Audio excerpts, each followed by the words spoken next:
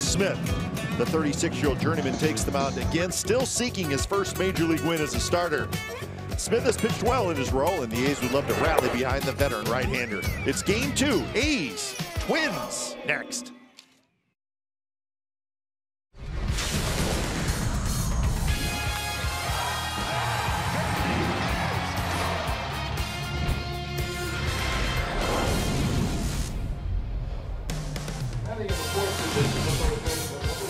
Saturday Night Baseball coming up from the Coliseum. Fireworks after the game, so a nice crowd is expected. The pitching matchup tonight for the Twins, young left-hander Edilberto Mejia, and for the A's, the 36-year-old Chris Smith. That's your pitching matchup. It's the A's and the Twins coming up on NBC Sports California, powered by Xfinity.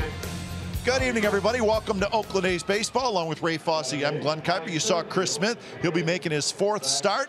And Ray, 6 or more innings in each of his first 3 starts. He's really pitched pretty well. I think the best thing to say about him, he knows how to pitch. He's not just rear back and throw hard. We all know he does not have great velocity, but he knows how to pitch. Changes speeds very effectively. You can see his numbers making the 4th start. The A's, of course, had a chance to get him a win a couple of times. They had not been able to do that. Let's hope tonight is the case. However, the best thing to think about him, guys can throw hard. He knows how to pitch. Well, last year the Minnesota Twins lost 103 games, so they've made significant improvements. They're kind of on the fringe of the playoffs right now, but they got some pretty good young talent led by Miguel Sano. Tell you what, he is a strong young man. He loves to swing the bat. He also likes the camera a little bit, but the one thing he does with the bat is leave the yard, and they are not cheap shots. They go very deep, as we saw at Target Field, but he's also a very good third baseman. That's probably the biggest thing about him, but he's a big bat right in the middle of the lineup. They expect him to hit for power, which he does quite consistently, but I think the biggest improvement is defensively. They found a spot for him at third base.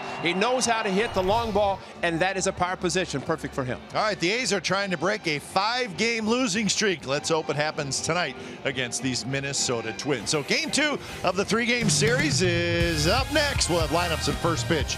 It's the A's and the Twins coming up.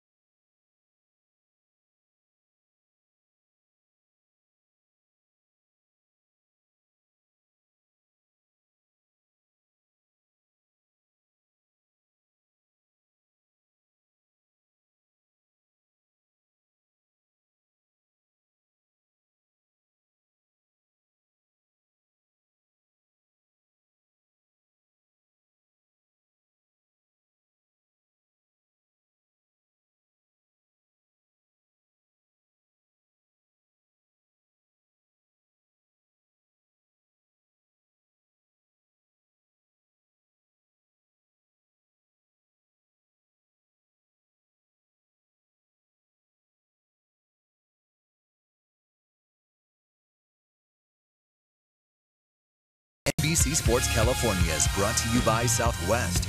Yes to low fares with nothing to hide. That's transparency.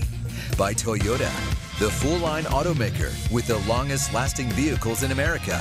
Toyota, let's go places. And by Jack in the Box. Come try the new sweet or spicy barbecue bacon cheeseburger and chicken sandwich. Limited time only. Line of cards being exchanged. Sonny Gray getting the honors tonight as we get set for game 2 of this 3-game series. The A's and the Twins. And Chris Smith is going to take the mound, making his 4th big league start. See if the A's can get him a W tonight. He's pitched pretty well for the Athletics. So we're thinking about the late great Bill King today. He is a Hall of Famer as of today. As of today. It's good stuff there. Game time weather presented by the Santa Cruz Beach Boardwalk. Get to the beach. The admission-free boardwalk is open daily. And here is the weather. Nice night, 71 degrees. We're starting an hour earlier, of course. There will be fireworks after the game. So that is why it is a 6:05 first pitch here at the Coliseum. Starting lineup tonight for the Minnesota Twins is brought to you by Southwest Airlines, and here it is. Brian Dozier will lead off at second. Max Kepler is in right. Miguel Sano's at third. Talked about him in the open of our show. Then the veteran Joe Mauer. Over 1,900 career hits for Mauer. Then Escobar's at short. Rosario is in left. Grossman's the DH. Grannon is in center. And Jason Castro is the catcher. That's your Twin starting lineup. And in that lineup, he owns Joe Mauer. Joe Mauer is 0 for 2. So he's got him.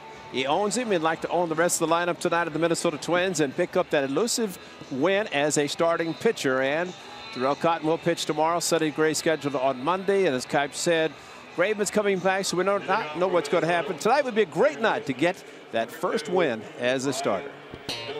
Here's the defense for the Athletics. Davis, Brugman, and Davis in the outfield. Chapman, Simeon, Lowry, and Alonso on the infield. And Ryan Lavarnway is behind the plate. I think that opening shot we had of Sonny Gray taking out the lineup, he's talked to tonight's umpire behind the plate, Tom Haley. Maybe Haley said, what is that on your face? That's called the beard. And you know what I found out tonight, Kipe? That they are not allowed to touch the beard. They can't even trim it up. I was talking to Paul Blackburn. He says, it's going to get very, very thick underneath. I said, can't trim it. Nope. He said, can't touch it. Blackburn's beard is fine. Yeah, but they can't even trim it. Some guys, if they trim it, it's gone. So that's the rule. Dozier beats the shift and lines one into center field on the second pitch of the game. So Dozier, who struck out 4 times last night, leads off the ball game with a hit. Umpires tonight, there is Tom Hallion calling balls and strikes. Phil Cuzzy's at first. Vic Carapaza's at second. Mark Ripperger is at third. So Dozier's aboard, and here's Max Kepler.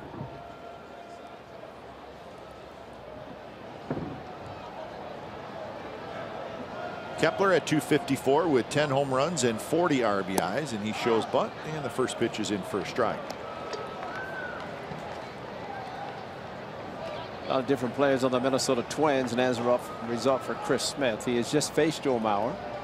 They mentioned he is 0 for 2, but so many different and young players on this Minnesota Twins club. Swing and a miss, 0-2, 74 miles an hour.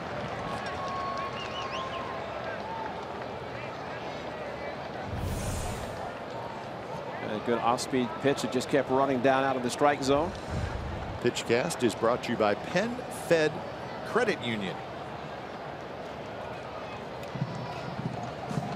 Swing and a miss. He struck him out on 3 pitches.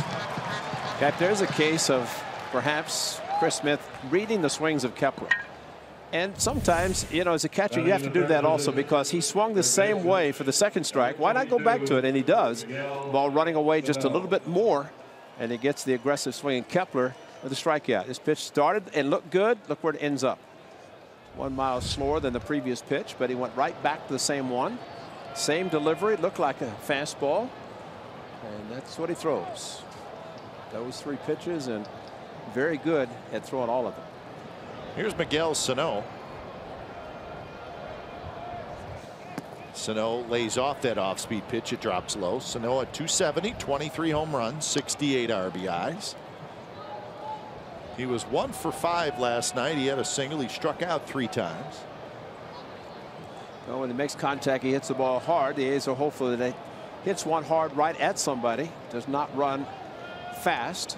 Runs hard, but not necessarily fast. And turn a double play. A little quick pitch by Chris Smith.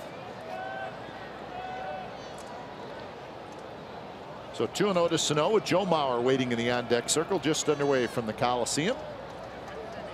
It's a good spot right there. Just made your night, didn't it? Yep. Go back a little bit later, the whole pizza be gone. One person.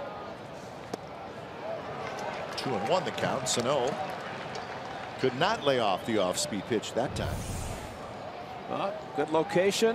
Curve, you can see the knuckle curve, but it just changed speeds. Really didn't break that sharply. See coming out of the pitcher's hand, kind of the knuckle curve. Jack Kuiper's favorite cap, the old flat bill. Tap slowly. Simeon. Instead, it's Chapman who cuts in front of Simeon and throws out Sano at first. That ball had some weird English on it, I believe. Well, that's the aggressiveness of Matt Chapman, and you're right, the spin. And if Chapman could get it, which he does, cutting in front of Marcus Simeon, and the strong throw on the run, he does not lose anything, and that's one of the pluses about him. Look at the ball just continue to go, and then he had to reach out for it to catch it. Where Simeon was set up behind Chapman, I do not know if he had been able to field it, but Chris Smith always alert over to third base in the event Dozier decided to try to go with both Simeon and Chapman going for the ball. Exmo brought to you by Cache Creek Casino Resort. So 2 outs, and here's Joe Mauer. First pitch to Mauer runs off the plate. 282 the average for Mauer. 5 home runs, 39 RBIs. He was 0 for 3 last night, but he was on base 3 times. He walked twice and also reached on an error. Dozier, the runner at second base, and now count 2-0. I think Chris Smith knows that Joe Mauer is a good hitter, even though he has faced him a couple of times at the bottom line. First base open. He may be considering trying to get him to hit his pitch. This would be the critical one, the 2-0. See if he changes speeds on it outside. Brought it back too soon. So 2-1 the count. Talking to John Gibbons in Toronto, Paul Blackburn, 7 shutout innings, did a great job changing speeds like Chris Smith. And Gibby, very quick to point out, could not wait to get him out of the game. Didn't matter who came in, but they could not hit Blackburn. And Smitty's kind of the same way. Just missed. So 3-1 to Mauer with Eduardo Escobar, a switch hitter, waiting in the on-deck circle.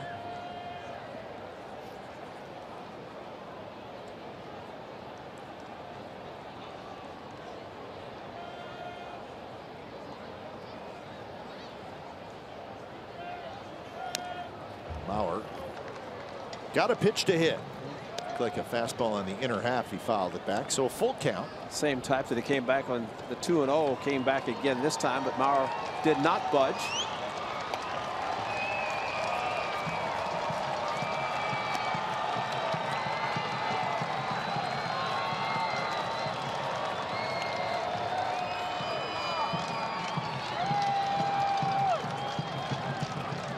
So 3-2. Mauer popped it up. He got a fastball in on him at 87 miles an hour. That's a beautiful thing. Chapman has it. Dozier is stranded at second base as the Twins do not score in the first inning.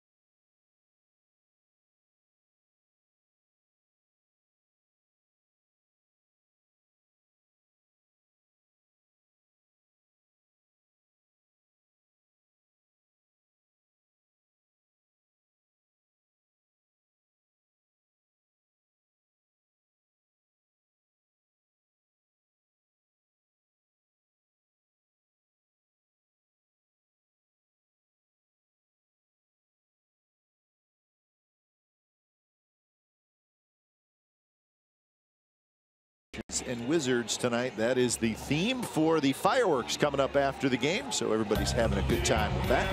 Let's look at the A's starting lineup brought to you by Southwest Airlines. Here it is. Rajai Davis is in right field, and Marcus Semien at short. Healy will DH. Davis in left. Lowry at second. Alonso hits sixth and plays first. Matt Chapman, Ryan Lavarnway, and Jacob Brugman round out the A's lineup. Alberto Mejia, a new guy that the A's are seeing, as they saw last night with Garcia. Mejia, then Bartolo Colon tomorrow. But this young man is making his 16th start. 4-4 in the season, but he's not faced the A's, so we'll see how he does with his off-speed pitches. Fastball really not overpowered, low 90s. And if he's like any other lefty, it's going to be a tailing fastball away from the righties. Rosario, Granite, Kepler, same outfield as last night. Sano, Escobar, Dozier, Mauer, and Jason Castro again behind the plate, catching the 24-year-old left-hander Adalberto Mejia. First pitch is a strike to Rajai Davis. So Davis, Brugman, Davis, not the law firm. Well, yeah, they've added a partner. Yeah, partner. Full partner overnight. That's right. Brugman good. Paid his dues. He's a full partner. It's a full partner after just one night.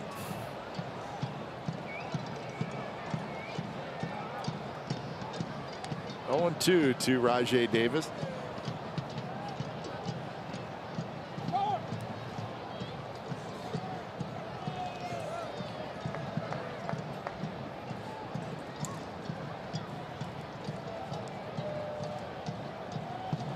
Oh-2 pitch. Hit well toward left field, and Rosario can't get it on an 0-2 pitch. Rajai Davis opens up the bottom of the first with a double. I think Rosario either misplayed it or didn't see it, but he did not go back initially, and something happened to him as the ball approached him, because it looked like he's going to have it easily. This is a one-handed swing by Rajai Davis on a changeup outside. And watch Rosario, if you can see him at the top of your screen. He's there, goes over, and oops, got to go back, and maybe just fooled by Rajai's swing. But he went sideways, then had to go back, and no chance once he turned around. So good start for the A's. You got Rajai at second base and try to keep it going. So here's Marcus Semien. He goes after the first pitch and hits one high and fouled on the right field line. Marcus hit 240, 3 homers, 11 RBIs. He is a hot hitter right now. He's using the whole field. That's a special thing that we could go last night in New York. The 4 hits and 3 up the middle, 1 to right field. Then a home run over the weekend in New York, pulled it to left field. So good things happening for Marcus Semien.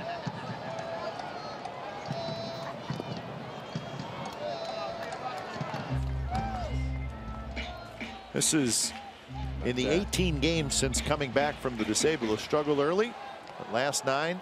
A .429 average. The 240 starting play tonight, and you know, one of the best things, Kip, and if you saw last night, and sometimes you have to forget. Look at, you have to forget about the scoreboard. And for Marcus Semien, who really spent a lot of time on the disabled list, coming back, the numbers were under 200, but had to realize that he had not played a lot. Now it's well over 200. As Rajai Davis, shortstop, Escobar breaking in behind him.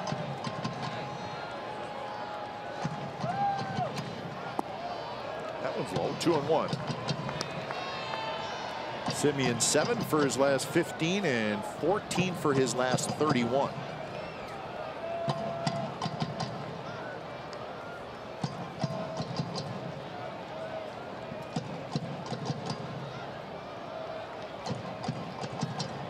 Keeping a close eye on Rajai Davis, and most of the time you kind of think to yourself the pitcher's paying too much attention to the runner, but in Rajai Davis's case, you really do have to watch him close, because he is fearless on the bases and has no problem trying to steal third.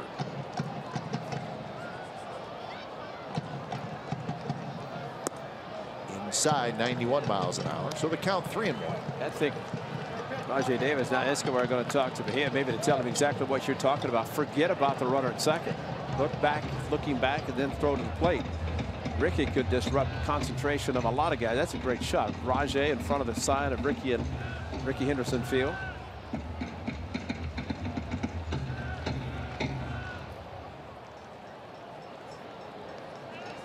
3 for 5 are base stealers against Mejia. But Ricky has always said, and you said it right, no fear on the bases. And Ricky always said, do not ever be afraid of being thrown out when you're trying to steal a base. Simeon, another one foul.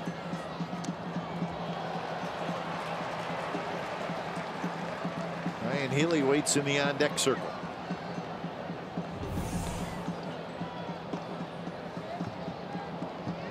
Nice play. It's good play. Probably has a Ricky Henderson jersey on it. Sunglasses.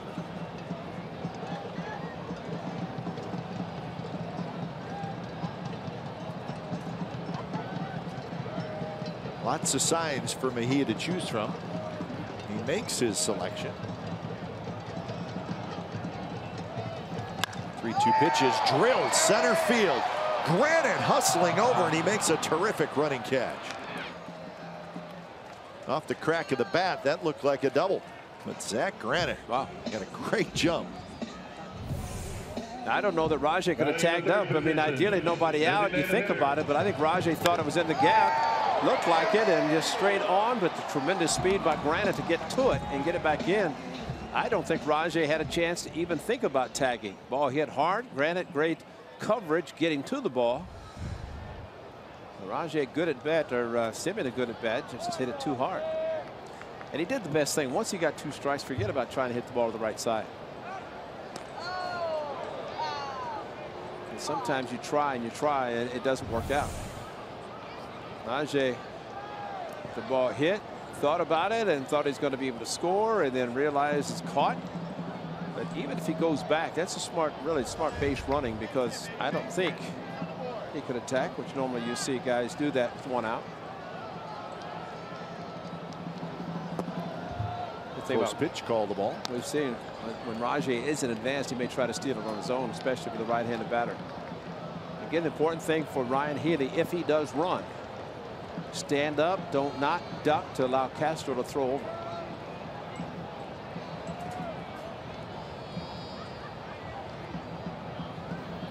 Healy, line drive, headed for the left field corner, and it'll be an early run for the A's as Rajay Davis trots home.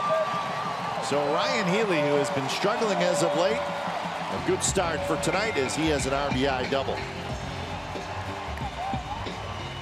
Well, and thank you, Rajay, because Ryan Healy got a great fastball inside part of the plate, just ripped it over the third baseman's head. So no, once it did that, easily down in the corner, Rajay could walk home. Great piece of hitting by Ryan Healy to get a run on the board in the first inning. That's a strong swing by a young man, and this is game 104 for the A's, and he has not lost a step. Still swinging the bat very well. First pitch to Chris Davis is low. Davis at 246, 28 home runs and 70 RBIs. 4th in the American League in home runs and 4th in RBIs. That's a strike. 92 miles an hour from Mejia.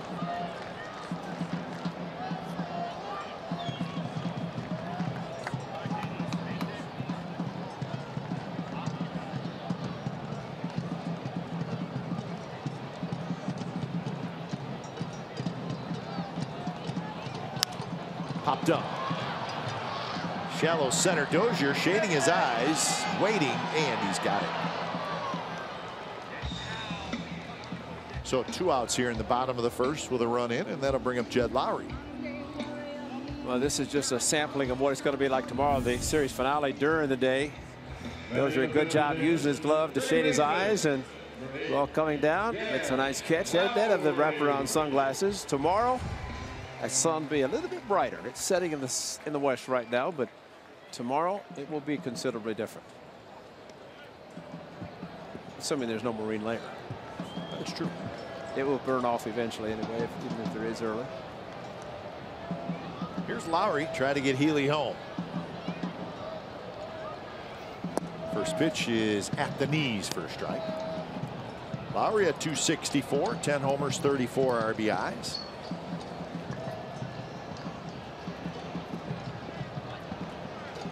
Looking looking for a hit to heat up. He's 0 for his last 13.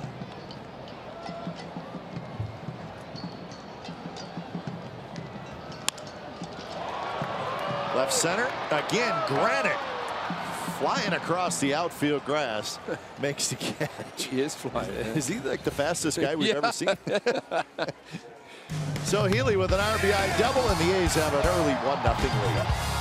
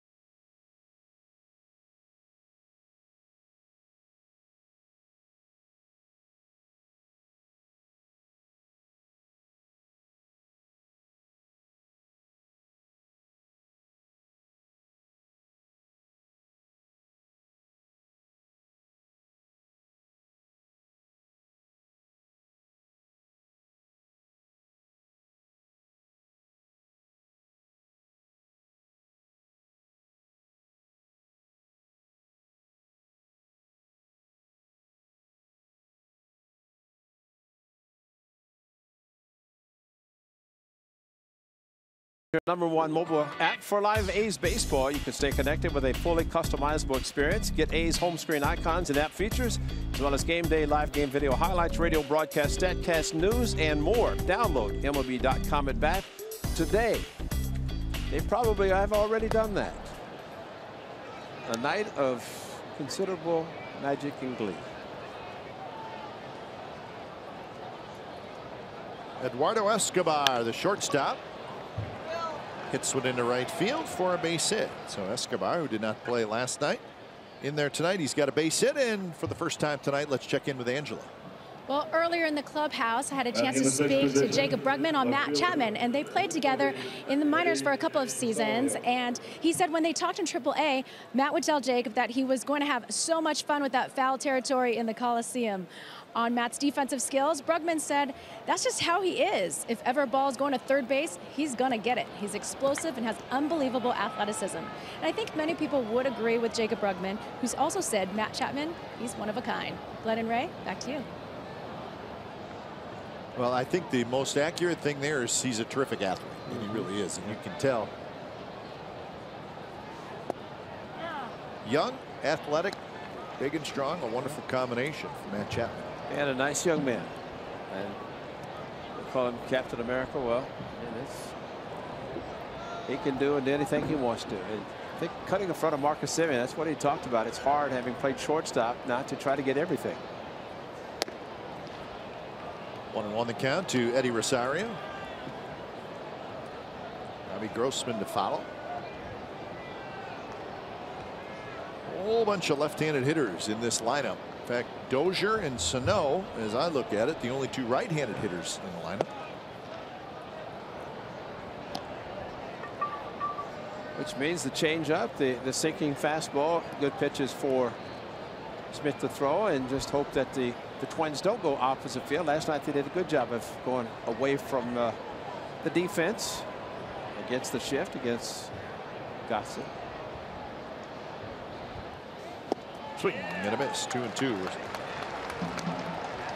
This play is just unbelievable. Last night to his right, we saw him go to his left in Toronto, but not only did he start the double play, Rosales completed the double play. He took the extra bases away And an unbelievable play to turn two to get a double play.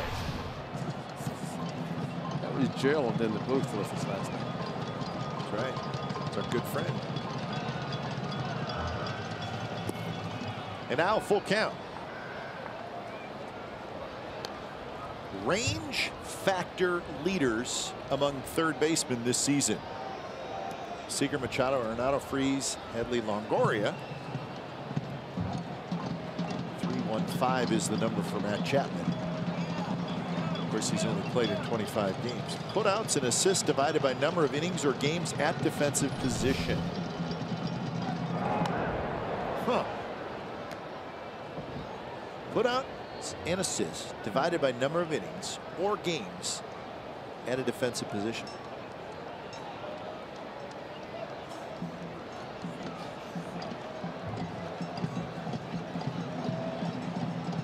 See if Escobar runs. He does, and the pitch is outside. So 2 on and nobody out here in the top of the second inning.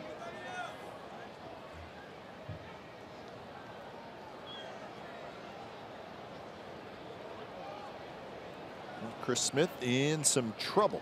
Batting in the 7th position. Was able to strand a runner at second base in the first inning. The shutdown inning percentage for Chris Smith has to be negative, because I don't know that he's ever gotten a run where he has not given up one the next half inning. Seems like every start, the 3 starts that he's made, that has happened. See if he can get out of this jam. Grossman bunts, and it's a good one. The throw to first. It pulls Alonso off the bag. Grossman may have beat it out anyways. And it just was, I don't know if it was a hesitation, Ray. It just did not look like Lavarnway really went after it aggressively. No. And really the way to make that play is to make the 360 turn. You have to go at it and turn. He goes after it, almost wondering if he's going to roll foul. I don't think it would have. But see there? See, and then he has to turn, and all the while turning. If he does the 360, and the ball right there, he was not going to be able to have it go foul. But by making the play the way he did, it was kind of opposite of what he should have. Go at it and take really a throw to first base without really knowing where the guy is. And there's a line drive center field base hit. Escobar's going to score. Here comes Rosario, and he's going to score without a throw. So Zach Granite, first pitch swinging, lines a single to center, and the Twins lead 2-1.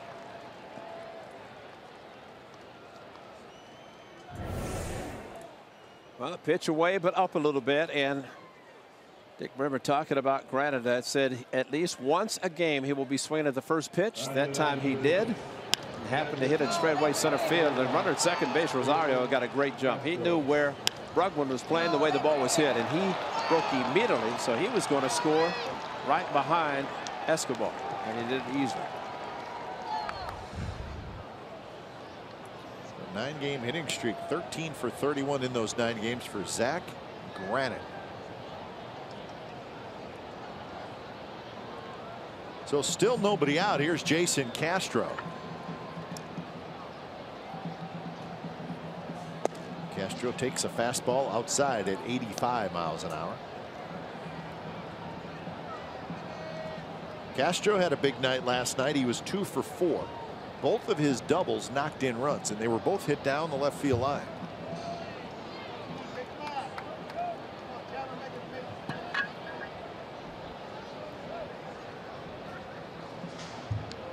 So the inning has gone single walk, single, single.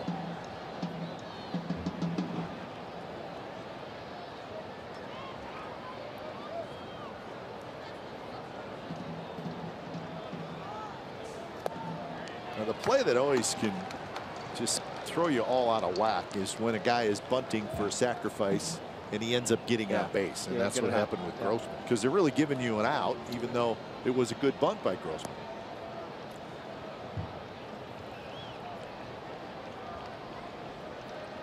And so many times we always say you bunt, you get the ball down, strange things can happen. Well, it did. He got a base hit. Smith misses there, 2-1.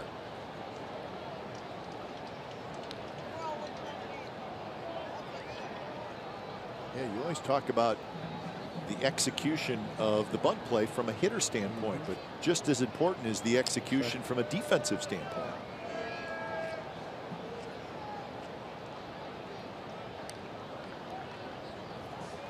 Missed again, and now it's 3-1 to Castro with Brian Dozier in the on-deck circle.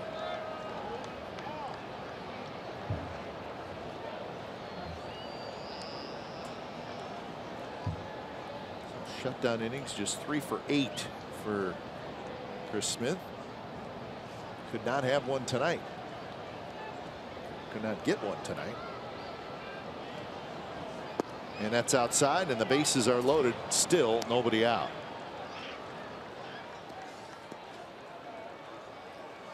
And the ball keeps running away from the left-handers, all the lefties that are in the lineup, and they're not going for the pitch. And the fact that he's leaving the ball up, the fastballs are staying up, and they're not offering at them.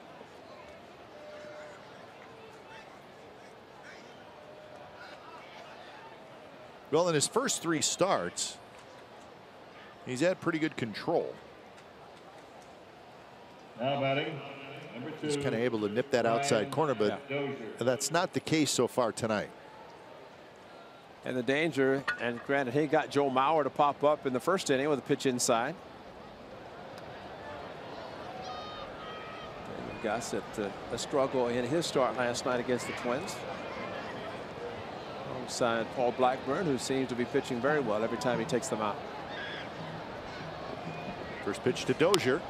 Bounce toward Chapman. Chapman's going to come home. They'll get the out there on the first. Not in time. They say he's running up the line. Yeah, and he's interfering with the throw.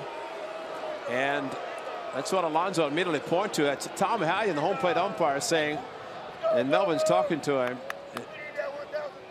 And they don't pay attention. Unfortunately, they do not pay attention. You could see the hesitation by Lavarnway after he hit the ball. And see where he's running. Way inside the line.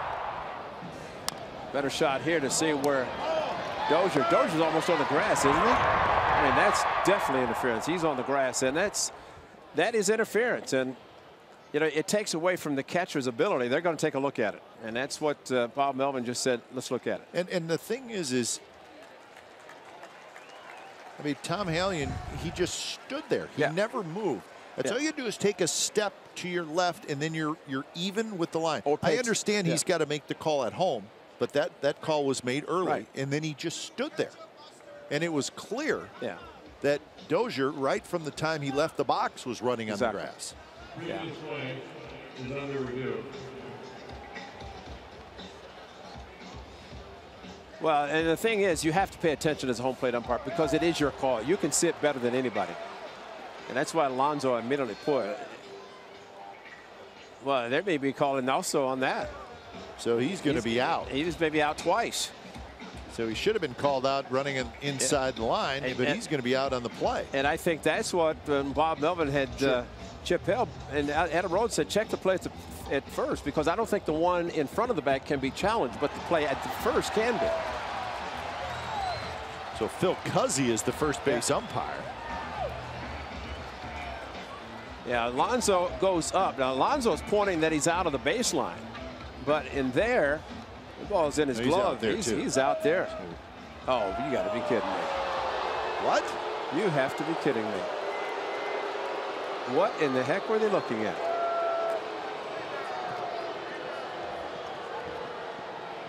Following the review, the call on the field is confirmed. Wow. That's horrible in 2 cases. Now batting number 26. But you know the problem I had with that? Tom Hallion was talking to New York. So here it is. Watch the ball in the glove. It's right. Ball's in the glove. In the glove, all the way back. And his foot is not on the bat. All the way. The ball has to be all the way back, and which it is, and it was. Wow. Unbelievable. So it's a force out at the plate. Left foot on the bag. It looks like it's there. The ball is in the glove. Dozier's not on the bag. And unless they looked at it and said definitively it was not there, but well, smart play by Chapman to get the lead runner. At least he got him. and had a chance to maybe go around the horn, but he got a chance to do a double play 5-2-3, which they should have had. 0-2 pitch to Kepler, and he struck him out. So that's a huge strikeout, 2 away. That is a very big strikeout. Off speed again, just like he did in his first at bat. Now batting, number 22. See the changeup grip coming out of the hand of Chris Smith. Ball in the dirt, blocked nicely by LaVarnway. So good all the way around if the A's got a big out. The bases loaded. So 2 outs. Here's Sano. Granite at third, Castro at second, Dozier at first. That one is drilled foul.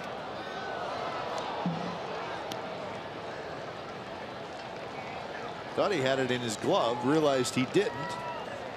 Person next to him did have it. Is that Alonso?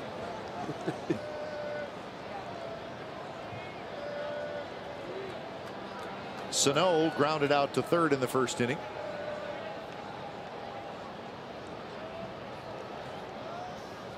Swing and a miss, 0-2.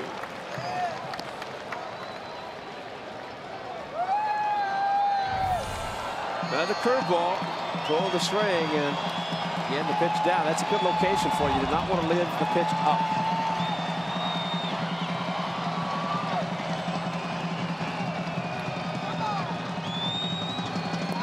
That time Sano laid off. It was about the same pitch.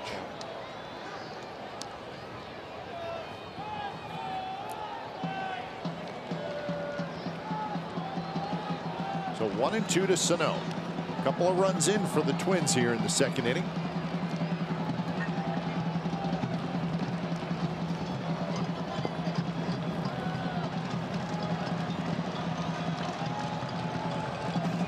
Swing and a miss. He struck him out. Stayed with off speed, so could have been a lot worse. Twins get just the 2 runs. Bottom of the second coming up. In A's history is brought to you by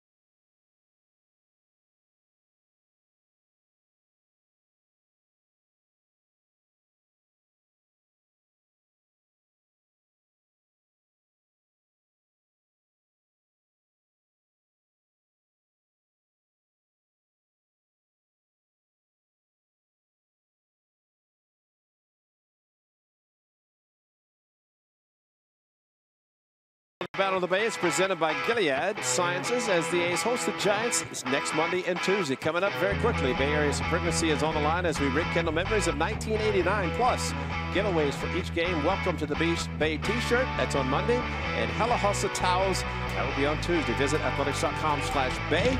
Athletics.com/Bay. Athletics.com/Bay. 3 times we're going to say that. Don't forget. Sometimes fielder needs that. Did you sign that? Did you sign it? I think it is. I think we both did. If I did, you did. Because we're almost always in the same place.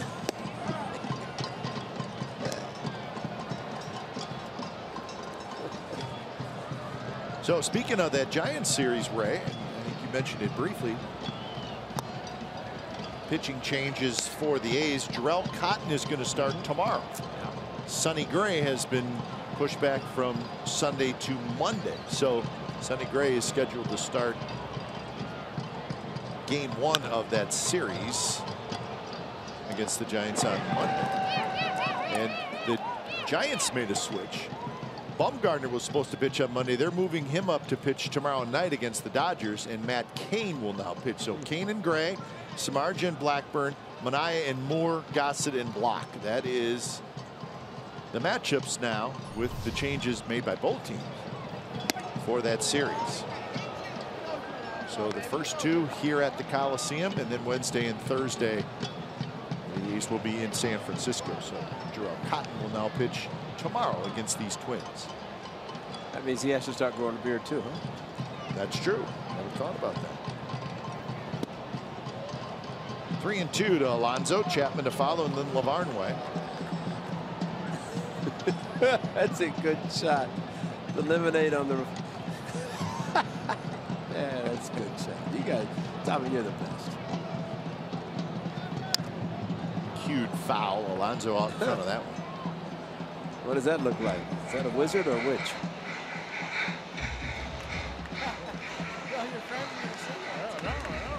Absolutely.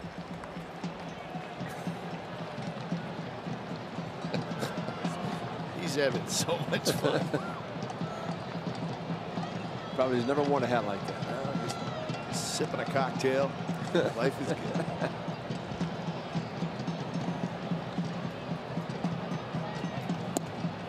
Just a touch low. Mejia can't believe it. It's a leadoff walk. Good at bat by Alonso. Tom Hallion just wants to make that call, but he did not pull the string on this one. And that's a strike, folks. Yep. That's a strike at 92, and Tom Hallion just did not go for it. So Mejia with the walk. There's his shutdown inning percentage. Not very good. Tell you what, between Mejia and Colon tomorrow, there's some big boys. Big fella. Mejia was originally with the Giants, but he was traded last year at the deadline for Eduardo Nunez. The Giants just traded him to the Red Sox. Right.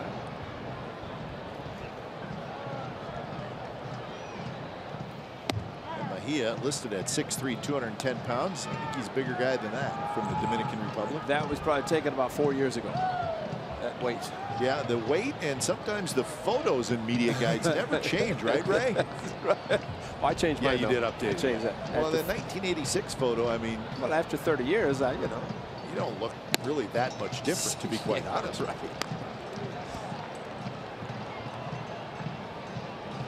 No, I don't think so. Tell you what, I saw Bartolo, and I remember Bartolo Colon had a photograph of his time with the Indians at 150 pounds. Ooh, we love that guy. Oh, he's the best. I said, Bartolo, a lot of curveballs and changeup. He goes, maybe. I said, no way. No way he's going to throw anything but that 2-4 seam fastball. So we'll see the big fella tomorrow. Not having a very good year. He's having fun, though. But he's going to have a good time. He'll have a good time regardless.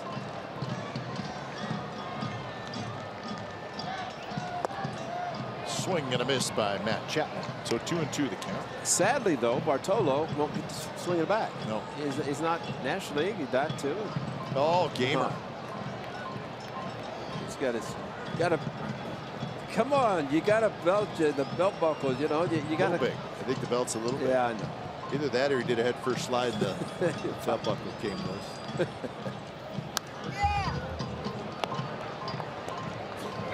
That was a good shot. Maybe he had a foot-long hot dog and he's just letting it stretch out a little bit. We've all done that. I do that on the plane. Gotta be comfortable.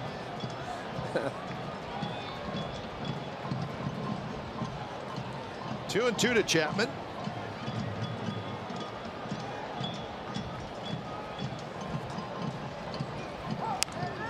Popped up. Be a play for Sano as he hustles over in front of the A's dugout and he makes the catch. Now I want everybody to remember that play with Sano coming in and taking charge tomorrow in the sun. A little different story. He'll be turning sideways and all kinds of different ways to try to catch a foul ball in the sun or a fly ball in general. So here's Lavarnway. Lavarnway had a 2-run double last night.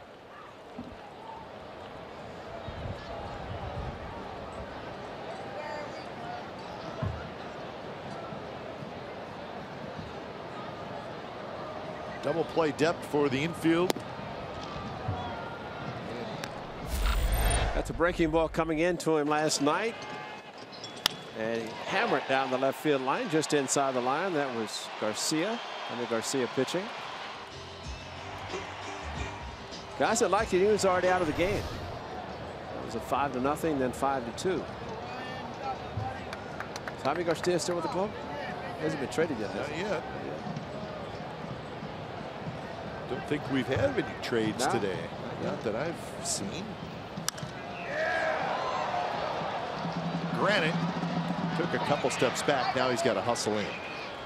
You know, I've been talking to Sandy Alderson in New York. I wonder if because of the Hall of Fame weekend and the deadline is Monday, if it's kind of a little bit quiet today and trying to be there to represent their clubs with the Hall of Fame inductees. That's a tough time when you have Sunday and the next day is the deadline at 4 o'clock Eastern. Kirby Puckett was on hand. Paul Molitor was telling me, because Paulie was inducted in 04, the night before the inductions, Kirby Puckett had told him, he said, you know, it's customary that you have to sing a song. And he did. Molitor ended up singing a song. Can't remember it. It's kind of the ritual which goes on tonight. I don't know what Pudge and Rock and Bagwell, maybe they'll be singing. Today, Bill King, George Seafrick, Harmon Killebrew, the killer, also Hall of Famer. Oh, pitch to Brugman, strike with a breaking ball, and it's 0-2. And next half inning, we'll talk a little bit more about what happened today in Cooperstown. All good stuff for that gentleman. Unfortunately, he's not here to enjoy it.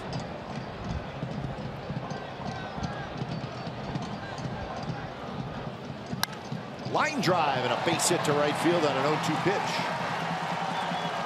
So that one kind of hung on the inside part of the plate, and Brugman with a base hit.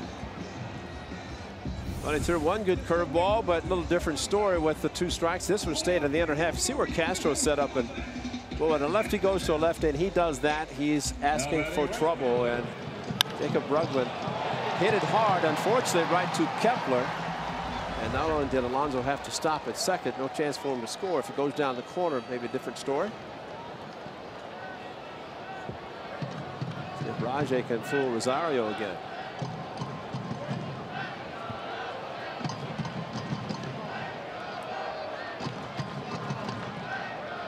Davis with a double and a run scored in the first inning.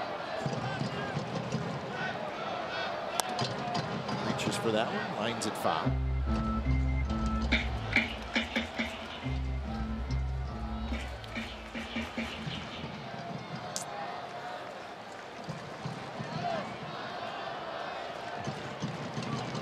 Two outs, runners in scoring position. Tough time for Rajay Davis, 3 for 31. That one is picked up by Mauer, and Mauer makes the right move by holding on to the ball. He was going to flip it to Mejia, but then realized he did not have a play. So it'll be an infield hit for Rajay Davis, and the bases are loaded. Just not quite hit hard enough to get through the infield. Nice play by the former catcher turned first baseman. Well off the line. Dozier was behind him. Maybe he would have had a chance, but see Dozier coming in behind Mauer. He's went for the dive, made a great play, but boy, you're right. If he flips the ball, Alonso might have continued to run. Mejia a little late getting to the bag anyway. With the PFPs, man, you have to automatically, with the ball to the right side of your pitcher, you take off to first. If you have to stop, that's fine. But See it too often where they just slight hesitation. With somebody with speed of Rajay, never going to get there fast enough. First pitch to Marcus Semien, a little bit outside. Mejia thought that was a strike.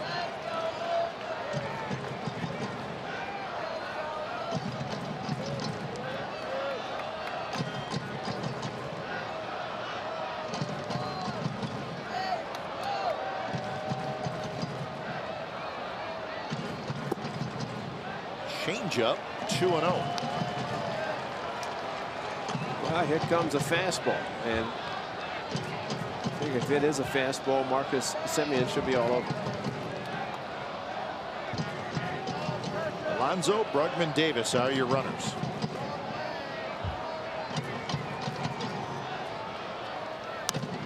And he got a fastball, fouled it straight back. By the way, Marcus Semien took the first 2 pitches, one fastball outside, then a changeup. That's pretty good indication. You can't fool him on 2-0. Try to get him to chase a pitch off speed. Also proves they throw a fastball doesn't mean he's going to crush it.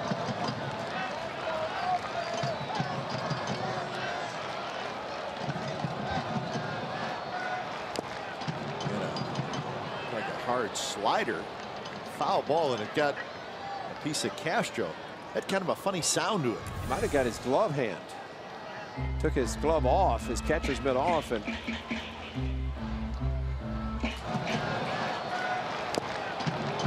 yeah, he got him. Sometimes if the thumb, you turn the glove the wrong way and you get it in your thumb, and it looks like that's where he got it.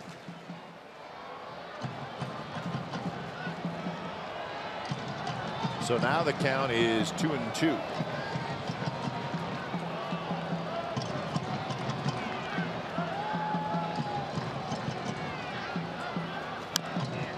Foul. Slider from Mejia.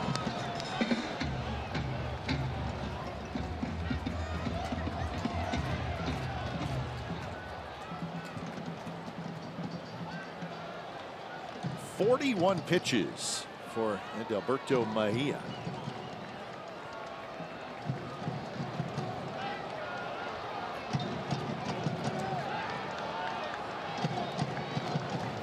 Two pitches inside, and now the count is full. No place to put him.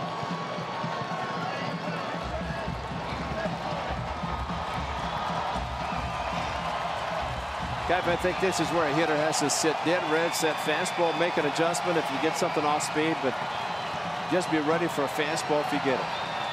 If it's a second sign, it's a fastball in. If it's first sign, it's a curveball. Fastball in. And it's line foul. Down toward the A's bullpen. Good boy here. Yes. Here, Rajay cutting back across the diamond. He maybe caught up to Brugman rounding second base.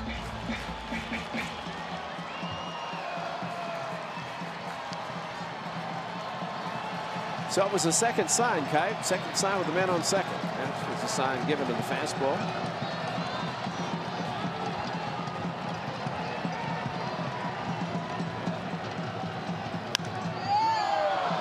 With a breaking ball, and he popped it up. Sano right on the bag at third. He's got it. Side retired. So Mejia needed to make a big pitch, and he did, and the A's leave him loaded.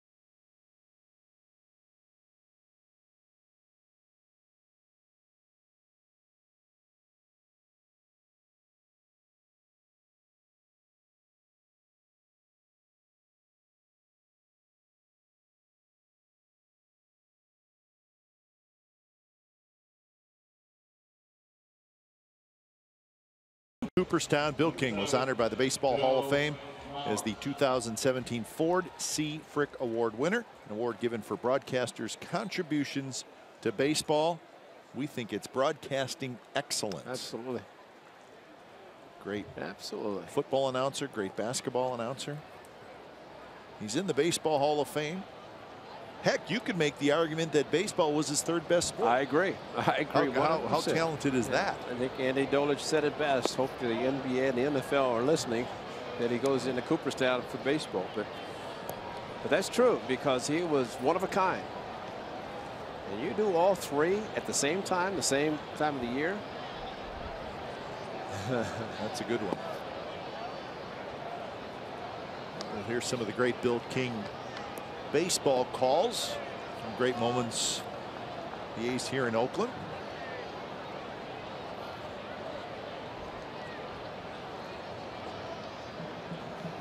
There's a strike. 2-1 to Joe Mauer. Of course, basketball, terrific announcer for the Warriors. Wasn't afraid to tell the refs what he thought of their calls as he was announcing the game. How great is that? Refs, umpires. The ref runs right by him on the court. Bill's doing the Warrior game courtside, and he's telling him what he thought about the call. That is awesome. He had a great Mother's Day call one time. Oh, man. Raiders, think about some of the great, memorable Raider plays from the 70s that Bill was behind the mic for. I mean, classic NFL plays that he called. There's our guy. It's right here at the Coliseum. Joe Morgan, our man Ken Korak. Robert Bwan was there. A little bit outside, so 3-2 the count to Joe Mauer.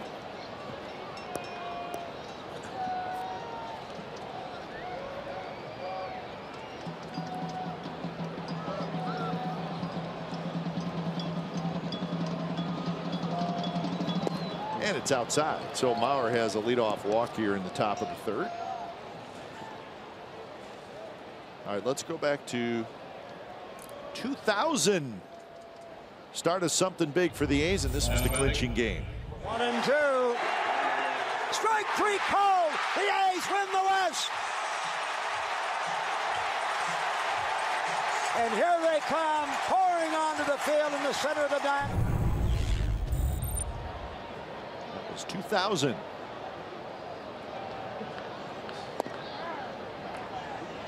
He's had so many of the great calls. My favorite call, though, was the football call when he said the ref tells Madden to get his big butt off the field, and he does. That's right.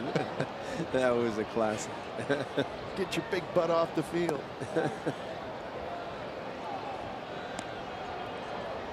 But he was so good. I mean, baseball, he's very knowledgeable, but at least football and basketball is rapid fire. Baseball a lot of time, but he had stories and he had information. He could do both. He could do it. I mean, just unbelievable. And his work ethic was just tremendous. Fouled straight back by Escobar. He'd get on a flight from New York to Oakland. And he said, oh, it's too short of a flight. Because he's reading. You look over and he's got papers and magazines just thrown all over the place. As soon as he gets on the plane, takes off his shoes and socks. Lovely. He had to get comfortable. That's right.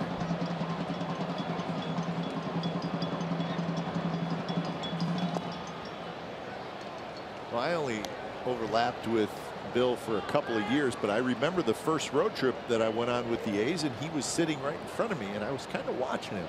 And he, like you said, he had paper everywhere, right?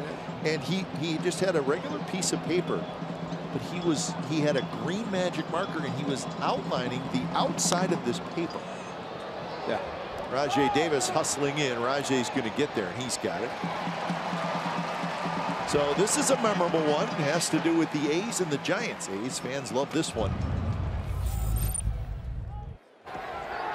Nen has no idea that's going to happen. It may have happened. There's a swing and a deep drive way back into left center field, and it's gone. Orlando Sainz has beaten the Giants with a 3-run homer. Oh,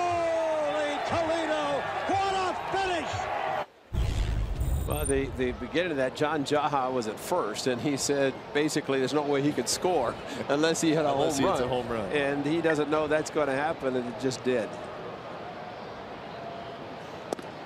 So Bill is outlining this piece of paper with a green magic marker, almost like a school kid would do, right? Sure. But that was where he was going to put his A's notes, and he wanted to. He had him in the color of the A's. Can you believe that? Yeah, that was Bill. I remember sitting there going, "Well, I got a long ways to go," because I didn't think I needed to do that. But if Bill King's doing it, it's probably a pretty good idea. Remember, he dragged that old suitcase on the plane. Well, that was his demise, unfortunately, because it was an airline bag instead of the ones that pulled off the handle. He wanted to make sure he had the old airline bag and the one you wrapped the rope around it, and then he attached it, and he ended up falling on that in spring training. He tripped on the rope, fell down. He had his hip replaced, and the pin, I guess, was holding it, dropped down, and went back in to have it surgically repaired, and that was it.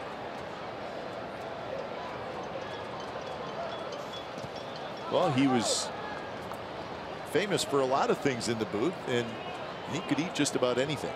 At any point of the day, right? Well, let's clarify that. He only ate what he brought because nobody would want to eat what he brought. I mean, if they walk into the hotel, get back to the hotel, somebody had room service, they left it out there, it would go in his pocket. Hey, why not? Right? Still warm. He'd go by and, oh, that looks like a good roll and butter. Sure. I mean, but how many times do you ever see somebody have a box of popcorn and a fork with cubes of butter? You know, normally you melt the butter in the popcorn. Not Bill. He'd take the cube of butter, put it on the end of a fork, and dip down and eat the popcorn and the cube of butter. That's heavy duty. Runner goes. The ball's bounced, just foul. So I remember hearing about how Bill in spring training liked to be casual, right? Flip-flops, shorts. Yeah. Sometimes the shirt would be off. And I also always heard how much he ate. So my first spring training with the A's, I was walking into the hotel, and as I got a little closer to the front entrance, there was a kind of an old rental car sitting there, and I saw a gentleman with one leg out of the driver's car. The car was shut off, shorts on, and no shoes. And I could tell this person was eating something. As I got closer, it was Bill, and he had a giant bag of potato chips sitting in the front seat of the car, just sitting there eating with his foot out. So that's the first time I think I said, "Hey, Bill, how you doing?" And here's a good one. Yeah. Kenny Phelps. Right. Brian Gorman. All around on this sellout night. Over 44,000 paid. Here's Phelps. And here's the pitch. Swung on. Long drive. Right field. Way back. Home run. Holy Toledo. Gone is the no-hitter. Gone is the perfect game. As Phelps swung on the first pitch and hit it right over the right center field wall. It's 6-1.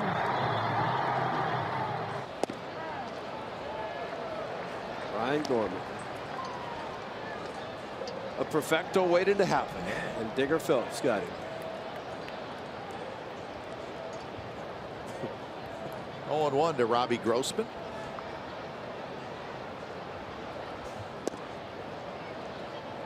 Yeah, so Bill liked to get that suntan in spring training, right?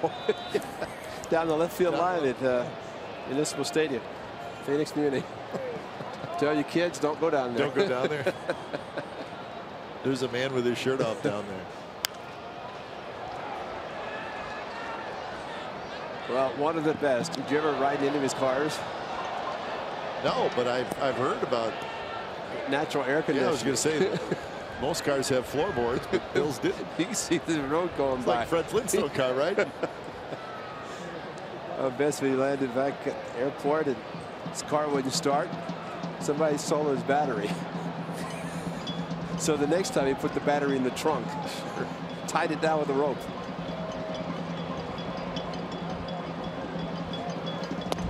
A little high, 2-2 to Grossman. If the car had less than 100,000 miles, it wasn't for Bill. No, he wanted to have. He felt if it started and it got him to where he wanted to go, that's all he needed. He got a newer car, had an accident. He said, I'll never do it again. Somebody rear-ended it. But he was a brilliant man. 3-2 now, so Joe Mauer will take off on the pitch with 2 outs. And Bill King could paint a picture better than anybody I've ever seen when it comes to describing what was going on in the baseball game.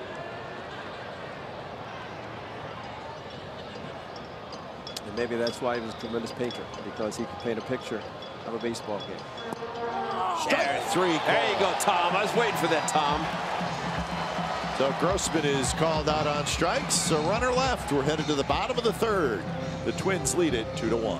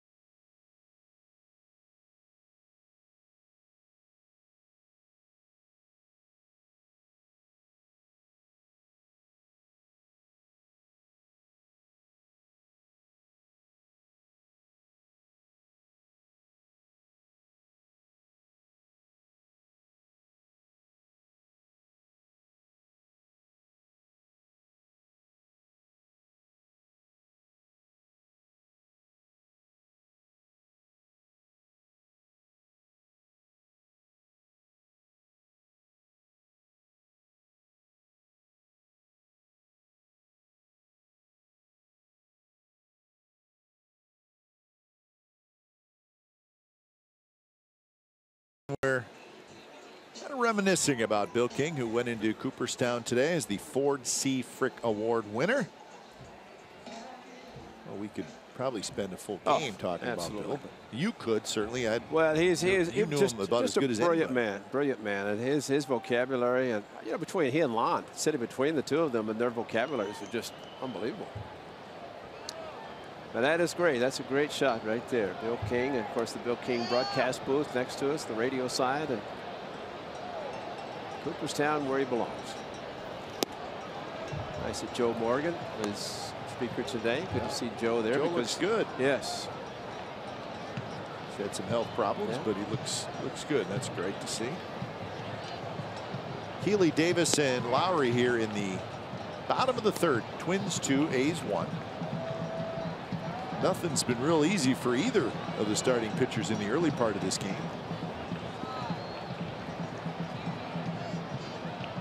But he has already thrown 46 pitches. That Holy Toledo sign in center field. Went out there and during batting practice they put a net down in front of it. I was saying it costs a lot of money with all the lights that's in there inside the Holy Toledo side in center field, so they cover it in BP to make sure the ball doesn't hit it and destroy some of the lights.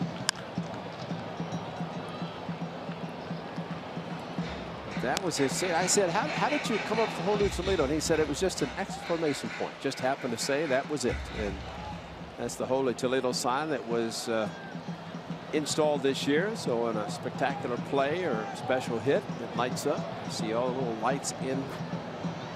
Make sure that's not hit like a schoolboy. Only hit that. Mejia off the mound, grabs it, spins around, throws in time. Healy's out.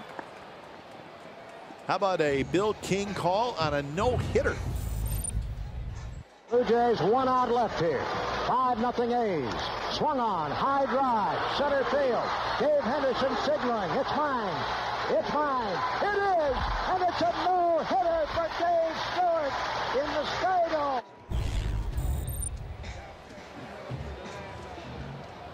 You know, Wednesday when we were in Toronto, Dave Stewart said they watched. Remember, we had the shot thrown in. He was going to watch. That's the first time Dave Stewart had seen the replay of his no-hitter. And thanks to Monty Moore, had the complete CD of it, gave it to him, and they showed it, and still got very emotional. And he said the only thing he'd ever seen was what we just showed, him making the pitch and Dave Henderson catching the ball in center field. But the rest of the game he'd never seen. Well, we could have told Stu he pitched pretty well then. Yeah, he pitched so well that Fernando Valenzuela wanted to match what he did. Fernando watched him and said, I want to do that. It was a great game. Dave Stewart, one of the greatest pitchers, but not only that, but one of the nicest gentlemen. And I think one time in the years, of course, he had the 4 consecutive years, at least winning 20 games in a year. And I think there's one time postseason, it was here after the Blue Jays had won, and Eck gave up the home run to Robbie Alomar. Should never even been in the game anyway. And Stu won the next one to send the club back to Toronto. And I asked Stu about a post-game show. He says, I am drained. I mean, he was just exhausted, and that's the only time. Otherwise, it's kind of an automatic. Do a post-game show with him, and he was so, I mean, just a gentleman.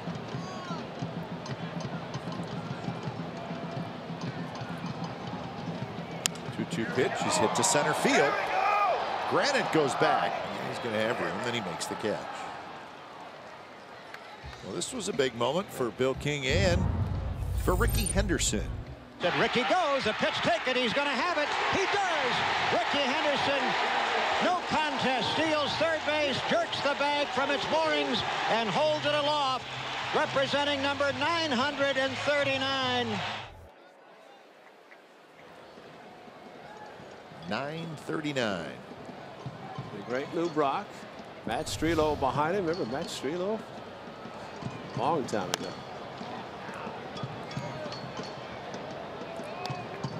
So 2 outs here in the bottom of the third for Lowry. Combination of Matt Noakes behind the plate, Randy Velarde at third base, and Ricky put the sunglasses on and said, time to go. Time to get number 939. And the great Lou Brock on hand to present. Pass the torch.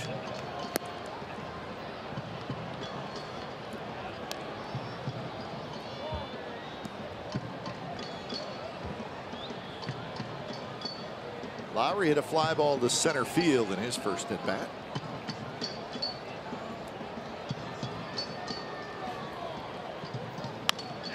There's a liner base hit right center field, right over the head of Dozier. How about 20 consecutive wins? Yeah, this was a great call. 55,000 on hand. Now the pitch. Swung on. There's a high drive. Hit way back. Right center field. That one is gone. And it's 20 consecutive victories for the Oakland Athletics on an unbelievable night. Yeah, the unbelievable night. Tim Hudson with an 11-0 lead. And it took a walk-off to win it. I guess it's appropriate. 3 consecutive, 18, 19, and 20, all walk-offs. Tejada, and then Hatterberg.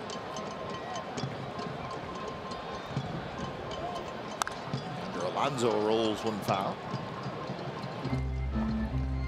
Still getting your checks from the movie? Oh, yeah. The residual? Oh, yeah. Big ones. Oh, man. Oh. Boy, oh, boy. Get 2 packs of gum with those residuals.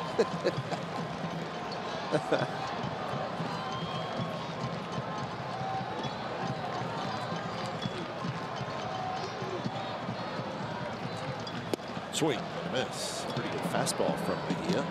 So 0-2 to Yonder Alonso, who walked in the second inning. A good fastball. Actually, he walked on a pitch that about the same as that one, down in the lower part of the strike zone. Both pitchers with a lot of pitches thrown tonight in just 3 innings. Shift is on for Alonso on the infield. Outfield pretty straight away. Fastball is high.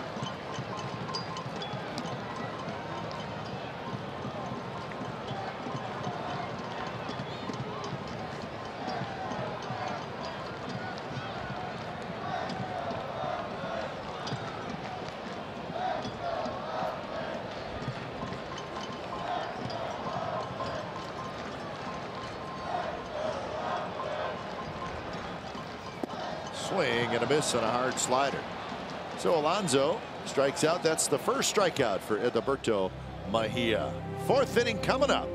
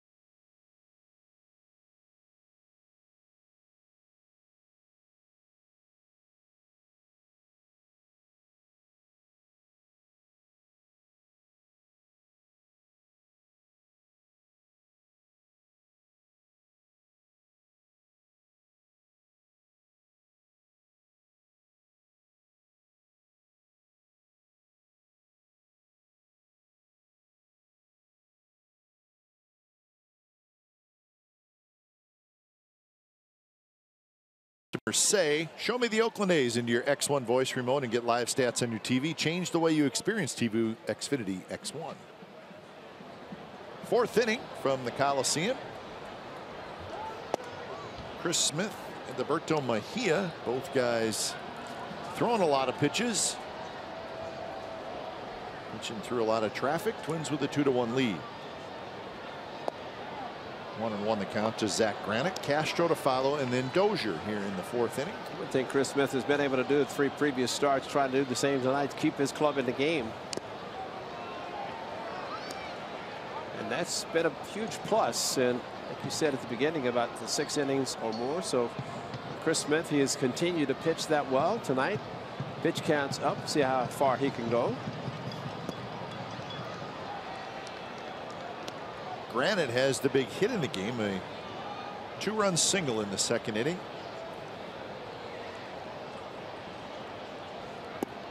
Came up with the bases loaded and nobody out and lined a single to center. Zach Granite playing center field while Byron Buxton is on the disabled list. Drives this one to center. Brugman hustling back, and Brugman makes the running catch.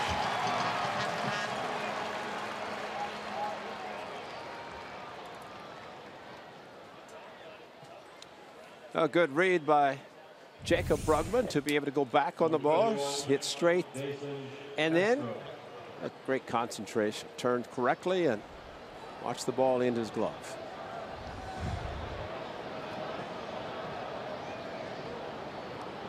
So 1 away for Castro, who walked in the second inning.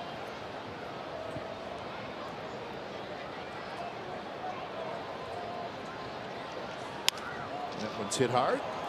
Right into the shift as Simeon is there, and that's the second out. And that's what he needed, a 1 pitch out, 1 pitch at bat. Got it, the ground out, and you get the pitch count at 63 starting this inning. And then 3-2 to the first hitter, so it's good to get him 1 pitch out. It stops 97 pitches in game at Seattle.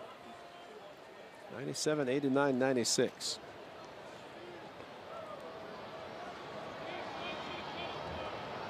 Chris Smith with a chance to have his first 3 up, 3 down inning. He's now retired 5 in a row after walking Joe Mauer to lead off the third.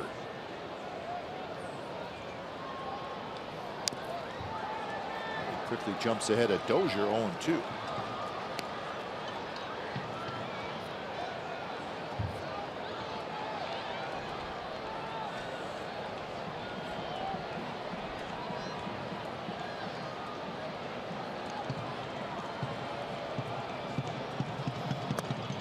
Dozier lays off the off-speed pitch.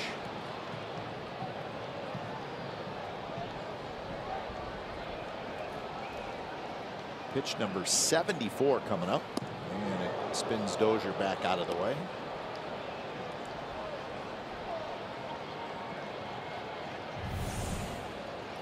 Well, he wanted it up and in. That's where he threw it. You know, the problem started 0-2. Now change up the dirt, fastball there, and quick pitch.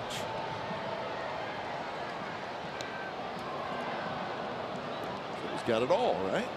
Got everything in the book.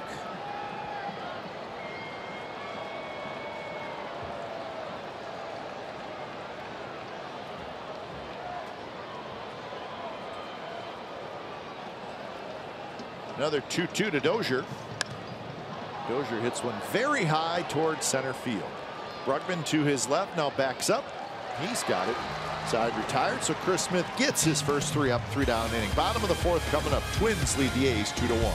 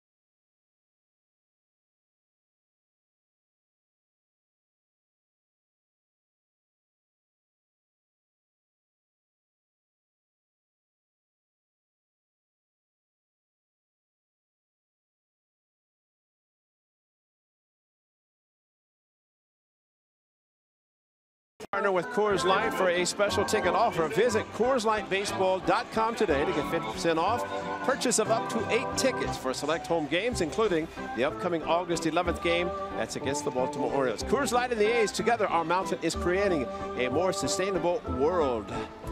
Orioles, that's a team in Baltimore. I think the A's will finally see them in August and maybe September. Maybe. Maybe they're just not on the schedule this year. Well, you know where they are is in Texas, and even Beltre's 1 hit away. Yeah, he got one tonight, and I think that game was getting close to being over. Yeah, shut out. He needs one. Maybe he's going to wait until Pudge is inducted tomorrow, and at the same time gets his 3,000th when Pudge Rodriguez, and Pudge can say, and Adrian Beltre, he gets got number 3,000. He'll be here in a few years to do this same speech. He's one of our favorite opponents. Oh yeah, he's a classic. Yeah. Liner just found. What he did the other night when he picked up the on-deck circle pad and pulled it over was the best. And then the umpire throws it out. Yeah, that's come on. A little sense of humor can go a long way. 1-2 to Chapman, who fouled out in the 2nd inning.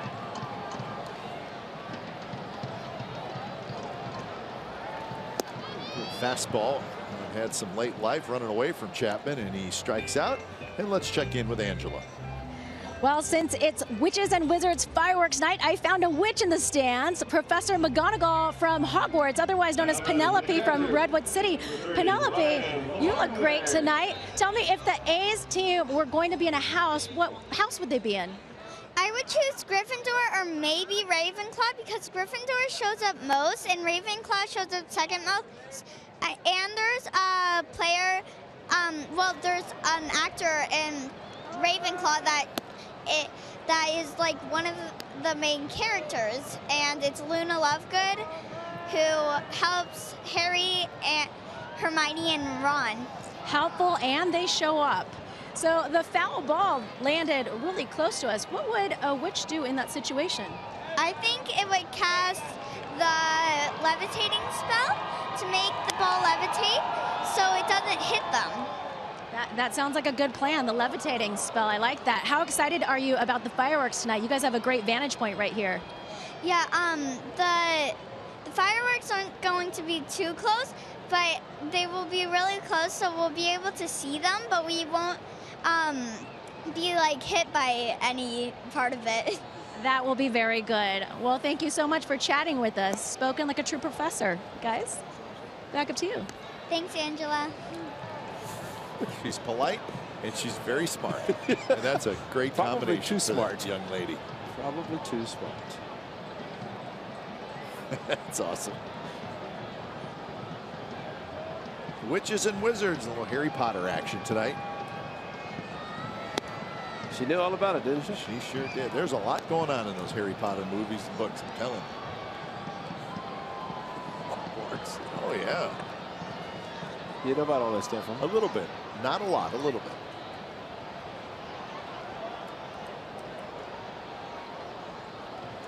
bit. Two pitch to Lavarnway, and he rips it foul past Steve Scarsoni.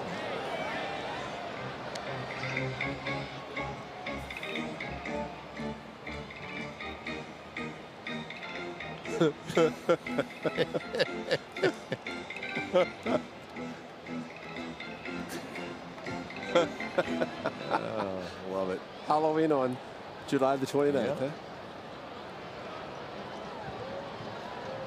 Expo brought to you by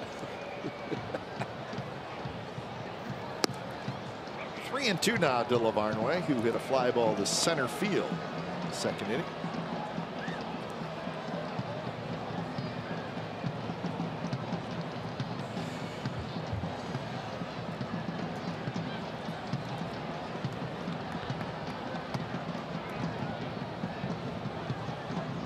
Mejia is ready.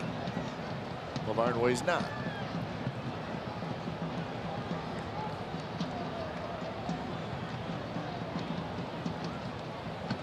Lefty kicks and fires on the payoff pitch, and it's hit foul. Well back in the lower level here at the Coliseum. A nice crowd tonight.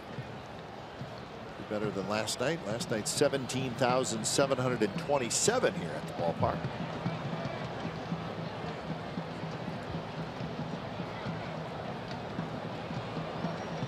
With that said, maybe the smallest fireworks crowd that we've had this year. Maybe they're all getting ready for Monday and Tuesday. That's probably true. The Giants series, the first of the 4-game series, 2 here at the Coliseum. A lot of good things happening Monday and Tuesday against the Giants. 3-2 pitch down and in. Lavarnway with a 1-out walk. Very good at bat for Lavarnway. Now batting center fielder. 2 walks, 2 strikeouts for Mejia.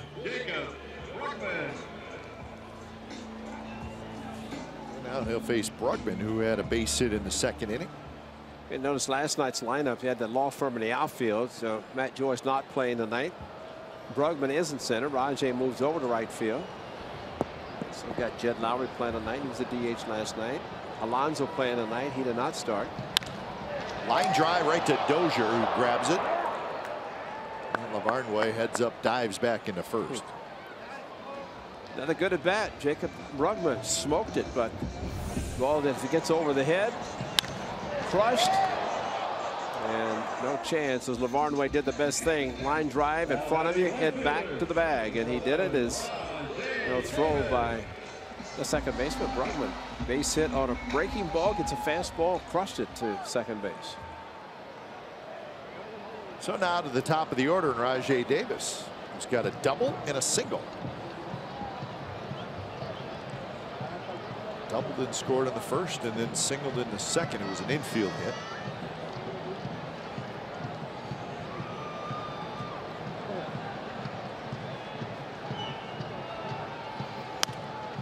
Reaches for that one and hits it foul.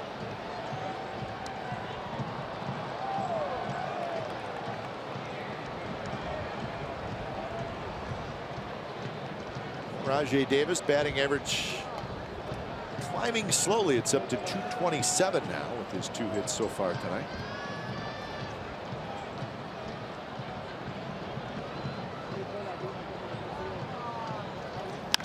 And he rips one to left field. The base hit. Rajai Davis is 3 for 3.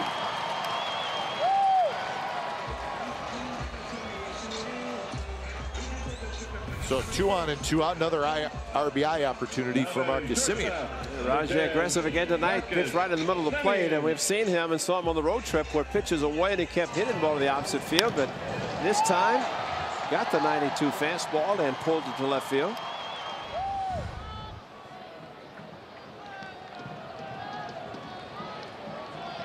You know, the slider that was thrown by Mejia last at bat for Marcus Semien when he had the bases loaded, that slider was called by him. He shook off the fastball that was given by Castro and threw the slider, and close enough that Semien had to swing, popped it up.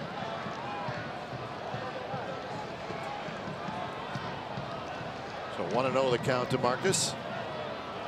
He was robbed of a hit in the first inning. A nice running catch by Zach Granite, the center fielder.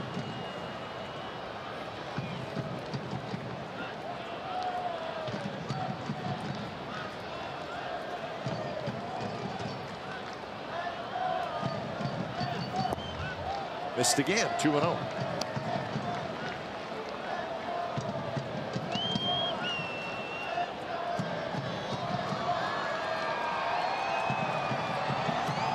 Both these starting pitchers,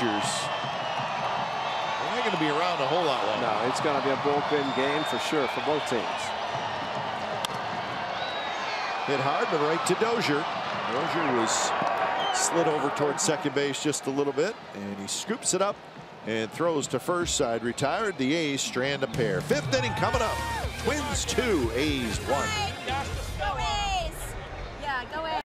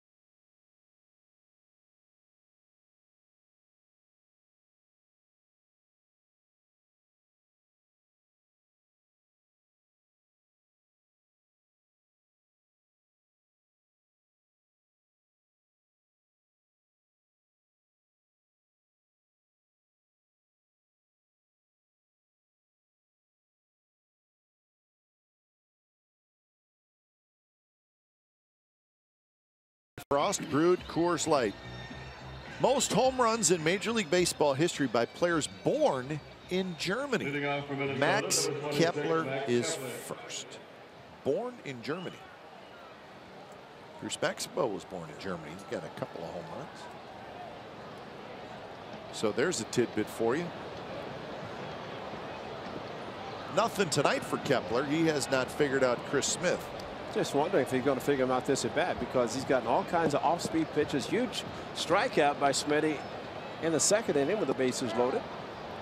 So trying to be patient.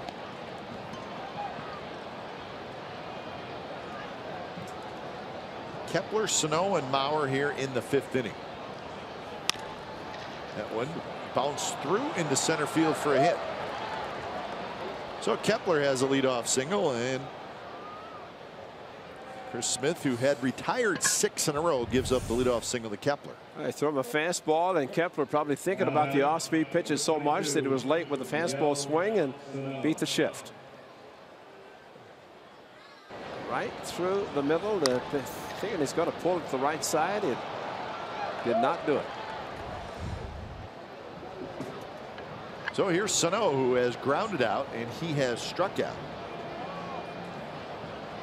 1 for 7 in the series for the Twins all-star Miguel Sano.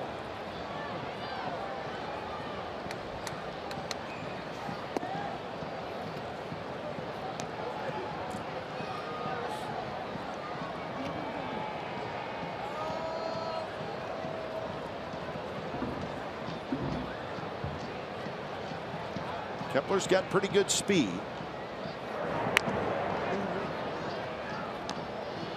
He's not a huge base stealer, but runs well. He's 3 for 4 in steal attempts.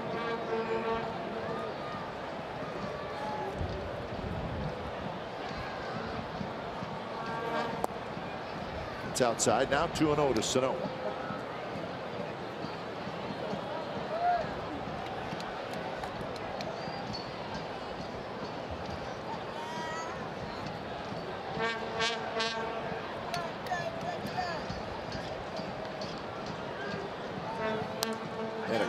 Swing, 86-mile-an-hour fastball. He'd probably like to see that one again.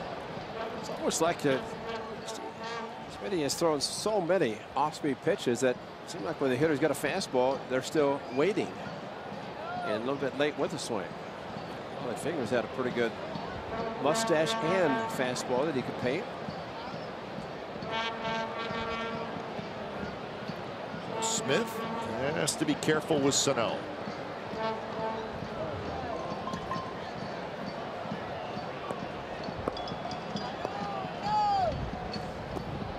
Take by Sano. Now it's 3-1.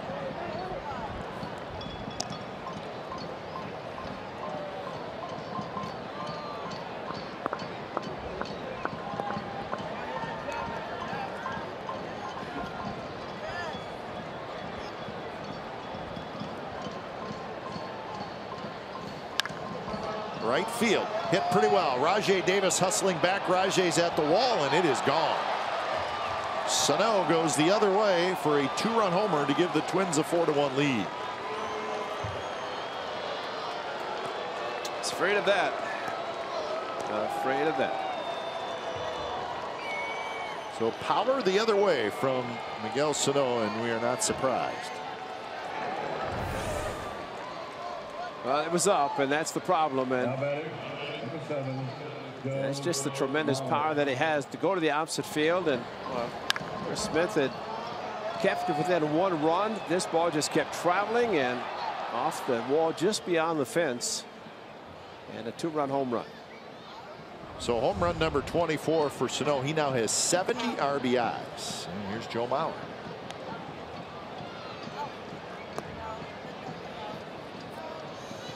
So he's hit 6 home runs to right field, 8 to center, 10 to left. Here's a strike, 1-1 the count.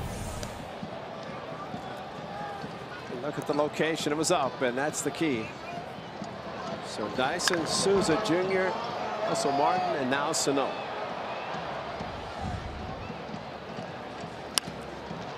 Sliced down the left field line, but it's going to be foul. So a couple of home runs for Sano against the A's this year. Remember in that series in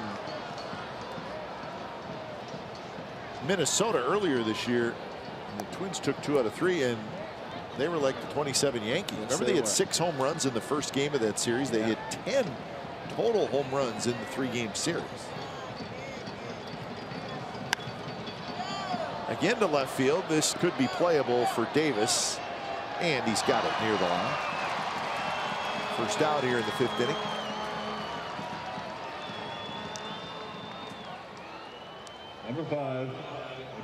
Eduardo Escobar. And here's Eduardo Escobar. It's got some weight to it. Yeah, it has to. That is heavy. You have to have a strong neck for that. There may be a Ray Fosse pin on there. It would be real heavy if that's the case. Yeah, never know.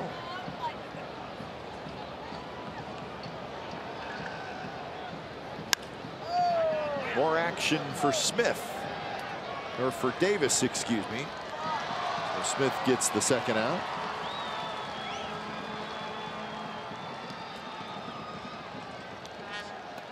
And here comes Eddie Rosario.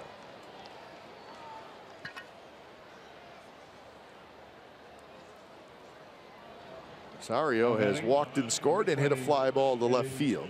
Rosario. 1 for 6 in the first 2 games of this series.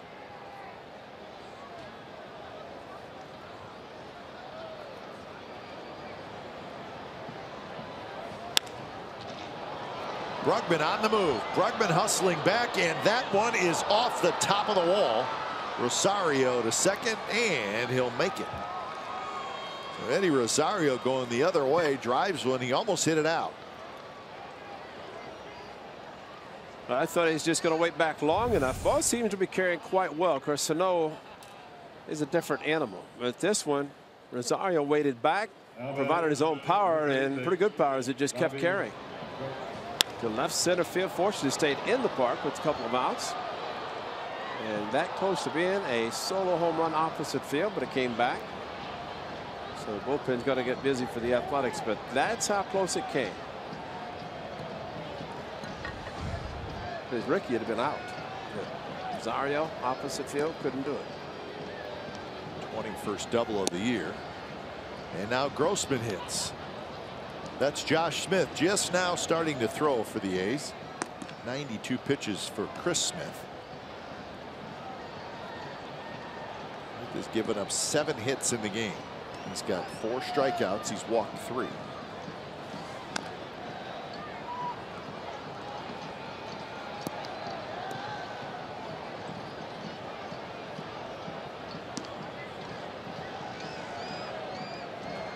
Twins trying to get back to the 500 mark. They're 50 and 51. Their win last night broke their 4-game losing streak. Now they had to face the red hot Dodgers, and anybody that's facing them, you're in trouble. Oh, the way they're playing. In the dirt. Dodgers beat the Giants again 2-1 today in a pitcher's duel. Rich Hill got the win.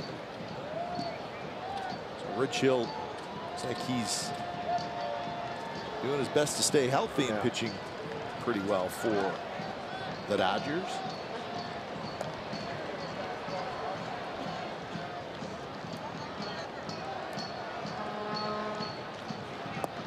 Take by Grossman. So the Dodgers, it's actually fun to say their record because it's so ridiculous. They're 73 and 31. Better than a 700 winning percentage. They have won 7 in a row. They're 46 and 13 at home. But didn't they have a 13-game winning streak and then lost one, and now they've won 7 or more? I mean, we've only lost 31 all season. You're not going. That's unbelievable. They got to be on pace. Now, I haven't seen recently what they're on pace for, but they got to be on pace for the Mariners record, right? 116. Got to be kind of close.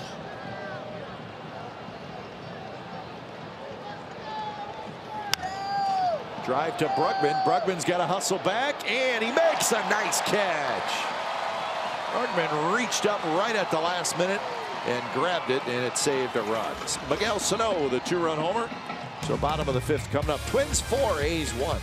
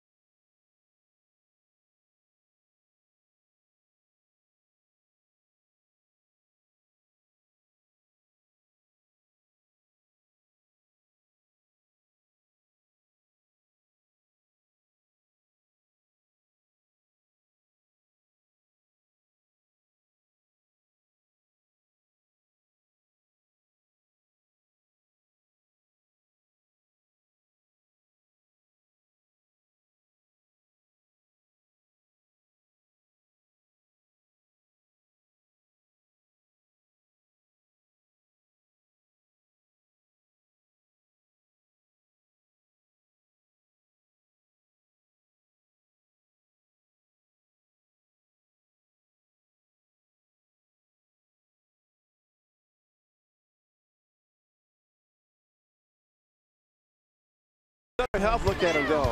Invites kids 14 and under on the field after most Sunday home games to run the same bases that the players do. Presented by Sutter Health, proudly caring for Northern California, birthplace of pioneers.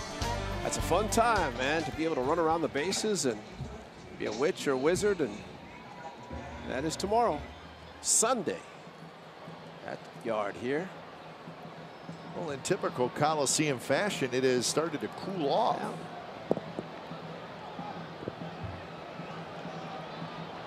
So bottom of the fifth, Healy, Davis, and Lowry with the A's trailing 4-1. Healy bunts at it, rolls it foul. So earlier tonight, Kendall Graveman with the rehab start for AAA Nashville. Ray, 4 2/3 innings, 4 hits, 5 strikeouts, gave up a run, 81 pitches, so he's got to be getting pretty close. Well, that's the pitch count. The results really don't matter. It's just a matter of getting the pitch count, the arm strength built up, and who knows? Maybe that would be his last, because the next one he could go 100 based on the percentage of pitches thrown. We'll see what the next step is for Kendall Graveman. As we told you, Terrell Cotton will come off the disabled list. He's going to pitch tomorrow. Well, he pitched the same time Sonny Gray did in Toronto for Sonny, so they had the option of Jarrell or Sonny, and since Jarrell is ready, let him go. A tough play. Kepler and Mauer, and it falls. Throw to second base. Nobody's covering, and Healy's got a double. And it's great hustle by Ryan Healy. And if you're Eduardo Escobar, why aren't you covering? Thank you very much. Exactly.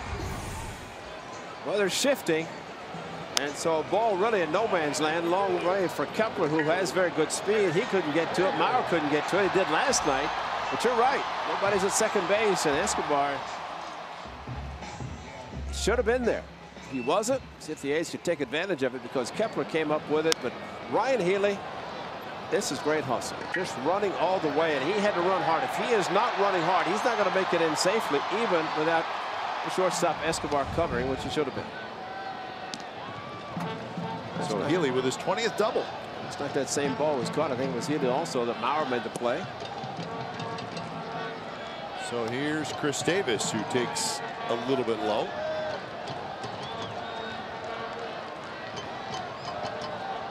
So 7 hits now for the A's. The A's have stranded 7 through the first 4 innings.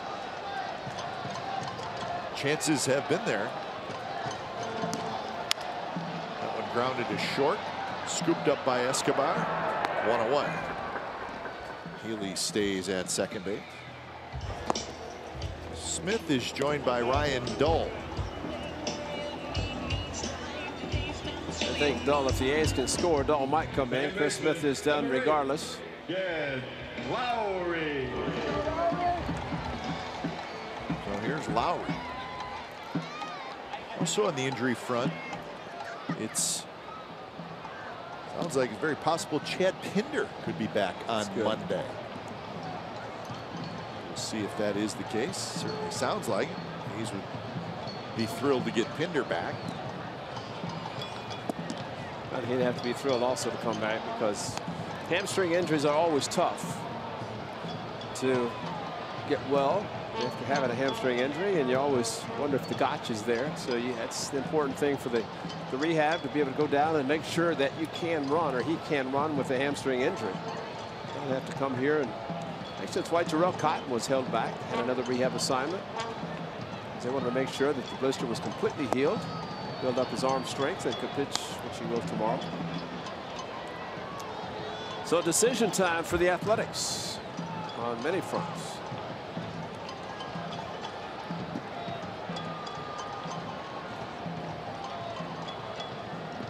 So 0-2 to Lowry.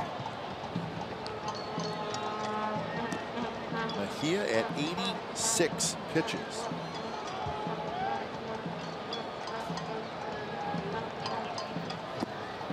Lowry, did he hold up? Yes, he did. And a hard slider back foot by Mejia, and Gianluigi saw it, started, stopped. Mejia's high pitch count this year is 104. This is his 17th start. He's gone over 100 pitches 3 times. He grabs it, looks at second, throws to first, and Lowry's out. Lowry hit that ball hard.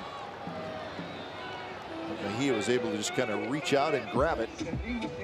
Ball was to his glove side. That certainly helps. Second inning is where Mejia got in trouble with the pitch count. He threw 28 pitches.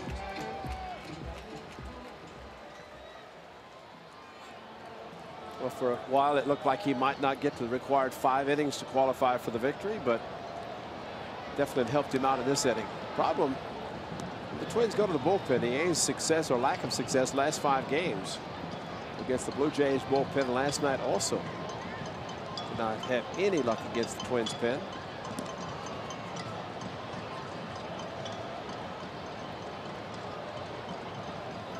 First pitch to Alonso. He waited on that breaking ball and fouled it right back toward the on-deck circle where Chapman waits.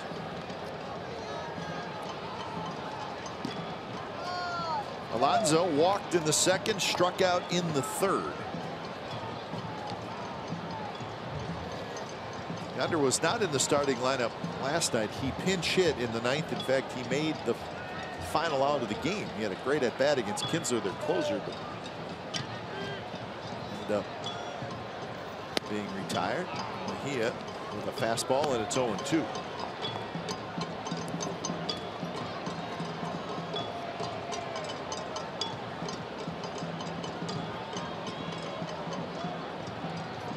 Alonso, 21 homers, 45 RBIs. His average sits at 262.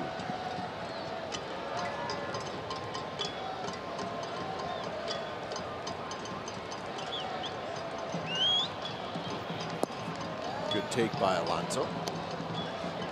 It's a good hard slider from Mejia. Now that's the one that he wanted to throw to Brugman back in his first at bat when he singled. That was in the 2nd inning. A's need to get a big hit with 2 outs and score. Ryan Healy make it a 2-run game.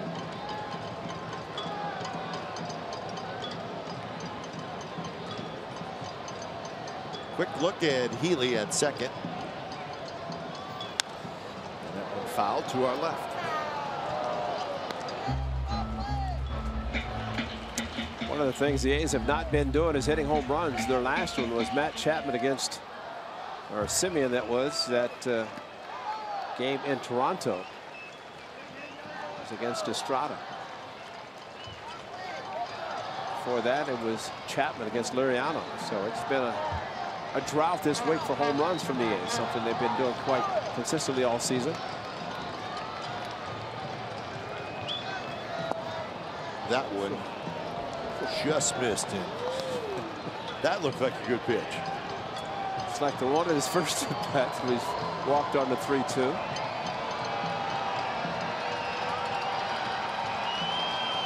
So 2-2 to Alonso.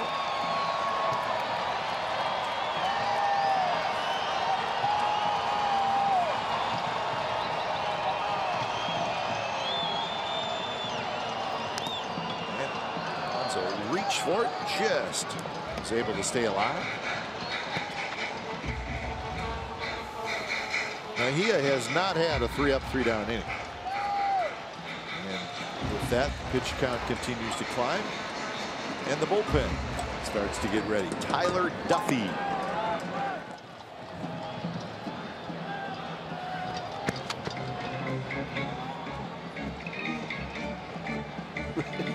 He's talking to Castro, shaking his head, said, nope, no, don't think so.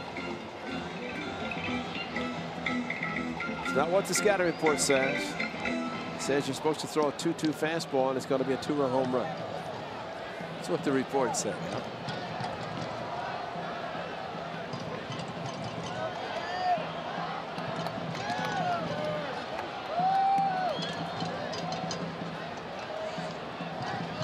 Here it is. And a fastball at 93 miles an hour. Alonso again fouls it back.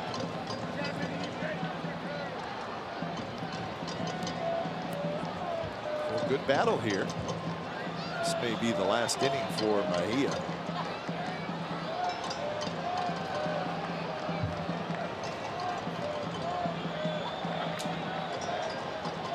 See if Chris Smith goes back out there. The A's do have a couple of guys in the bullpen ready.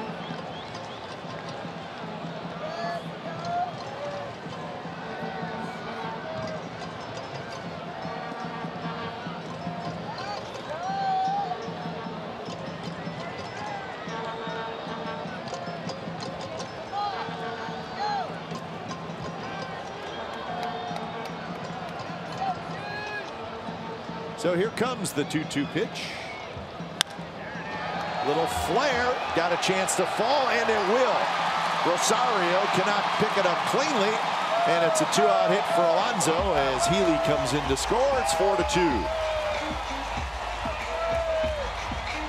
Excellent at bat by Yonder Alonso. So the A's do get the 2-out hit and get a couple of strikes. Yonder just flares it out into left center on the slider away from him. That's a good location, but an even better hit. Rosario was not going to throw out Healy, who was breaking on contact.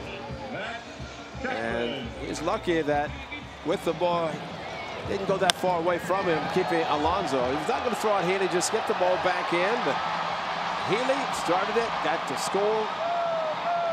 And maybe, just maybe, see what happens by even Mejia and trying to get him there to qualify the 5 innings that he has to pitch. So here's Chapman.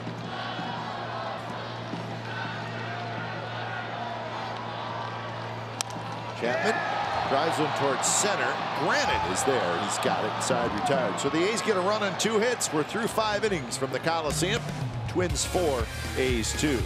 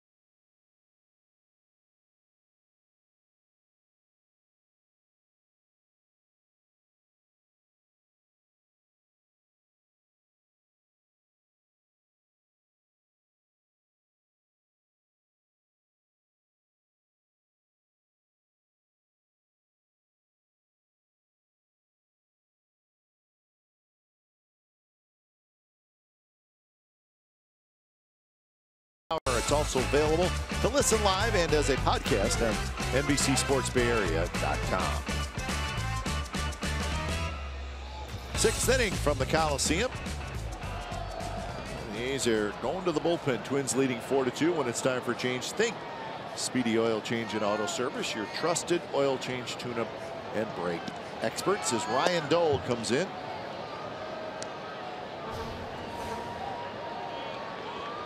So for Ryan Dole, his 20th appearance. He's back healthy. I think Ryan Dole needs to have a good final 2 months of the season.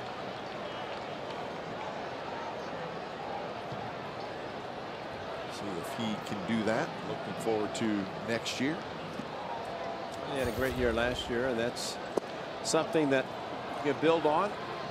But even better, coming back the way he is right now, that would be great for the Athletics to have a strong arm in the second half, the last couple of months of the season. Zach Granite 1 for 2. 2-run single and a fly ball to center field. Takes that one low, and it's 3-1. Castro to follow, and then the top of the order, Dozier.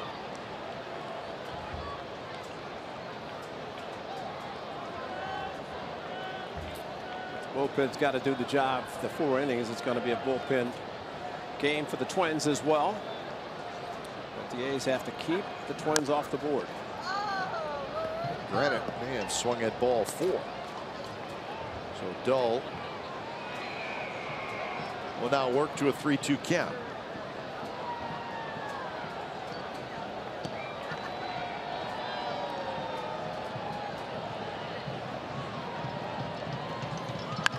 Line drive right field and a base hit.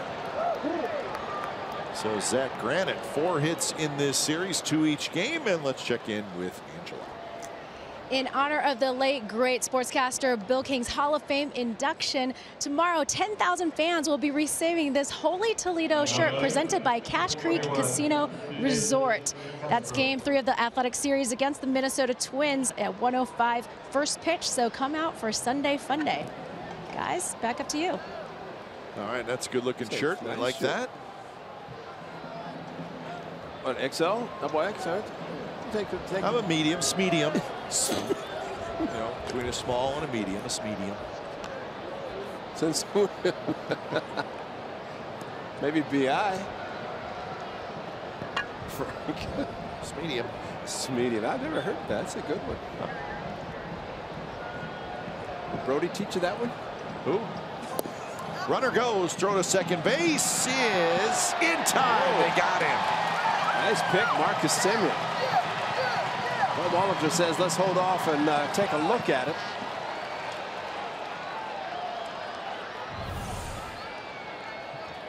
Pretty good break. Looking back, hit and run, and no swing by the hitter. Oh, he got him in the front foot. We'll see. Front leg pops up. Well, it's going to be an interesting call. Did he tag him there? That's the question. If he didn't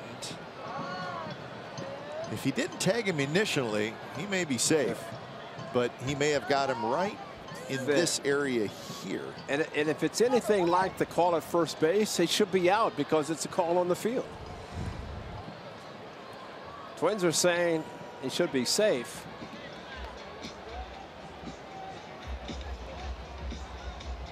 See if Tom talks to New York like he did on the other play. He got him. Oh, it crushed him. Oh, look at his ankle move. I think he did get him. Got him just enough, but you might say, well, why did he continue? Because that's a continuation. You make the tag, and the momentum's taking you. Yeah, you got him right there, taking him to the other leg. So the call was out on the field. They're saying right there. I mean, it's showing on the big board, and it's showing that he got him on the left. Semien would know.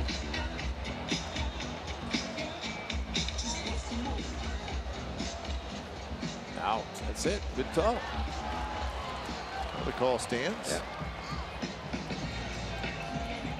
So 1 away here in the 6th inning. That was a great pick by Marcus Semien. Quick throw by LeVarn Way, but the pick at second base. So we're seeing right there. He got him. Got him with the string on his glove that was sticking out.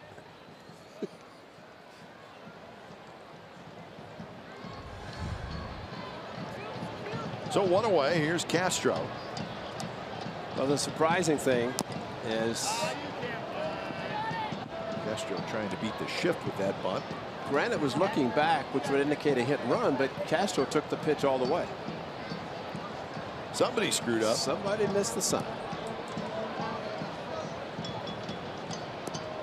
It's Pilar in Boston, in Toronto, when he thought it was a squeeze and it wasn't.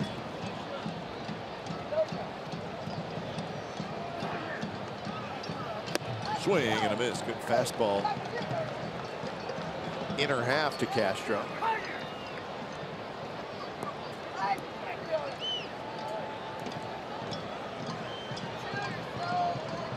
So 1-2. Castro has walked and grounded to short.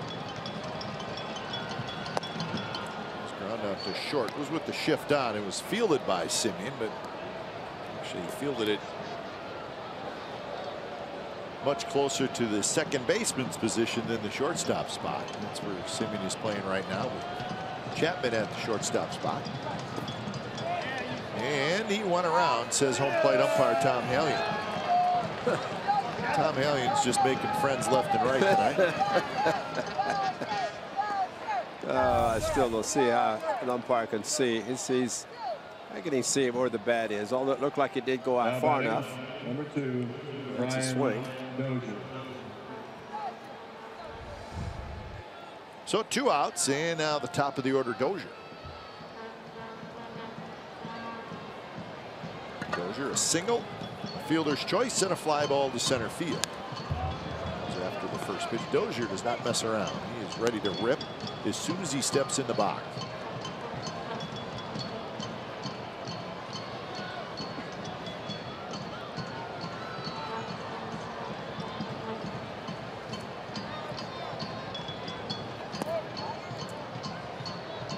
Dozier, a couple years ago, signed a long-term contract with the Twins, signed a 4-year deal. He had not reached free agency yet. So he did what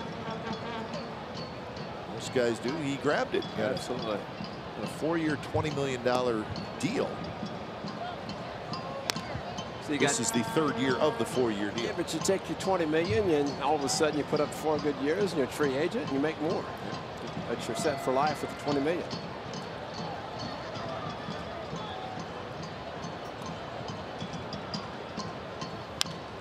This one is bounced to Chapman. Chapman's got it. Shows off that tremendous arm. He throws out Dozier. Side retired. Uh-oh. This should be fun to watch. Who you taking? A, B, C, or D? I'm taking D.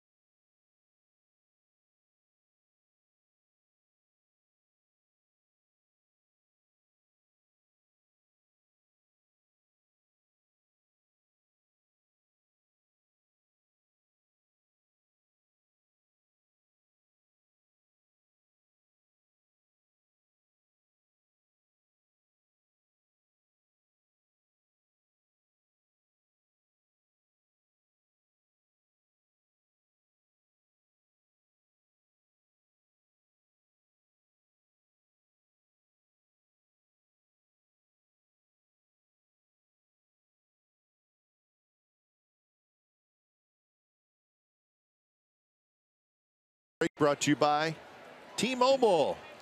We like to check out the minor leagues on Saturdays. Some of the minor league infielders. Joey Wendell. Joey Wendell was in the big leagues last year. He's on a hot streak. Max Schrock playing a lot of second base for Double-A Midland. He's a hot hitter, and all in all for the season, hitting .312. And Sheldon Nuisi, who is with Stockton, he came over from the Nationals, and he's off to a good start now in the Athletics organization. Your attention, please, for the Athletics. Say that young man's name every time we talk about the minor league report. Sheldon Luis. So we do our best to keep an eye on the minor leagues for the Athletics. And when it's time for change, think Speedy Oil Change and Auto Service, your trusted oil change, tune-up, and brake expert. So here is Tyler Duffy. Okay, he's a hard thrower. Although that one looked harder than 91. Well, that's because Bruce Maxwell is coming off the bench to pinch hit for LaVarn Way. Is Duffy, who does throw hard, got a good fastball as he just showed. 4.63 ERA. So LaVarn Way, a fly ball to center and a walk in his 2 at-bats. Maxwell will take over. Alberto Mejia, he's got a chance to get a win, although his bullpen's going to have to do quite a bit of work.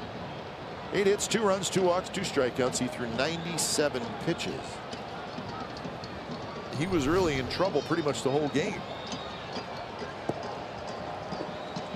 But again, it's important for the A's bullpen to hang on to not allow any more runs to be scored, and the A's try to come back because it's just a 2-run deficit. 12 outs needed, actually by both bullpens.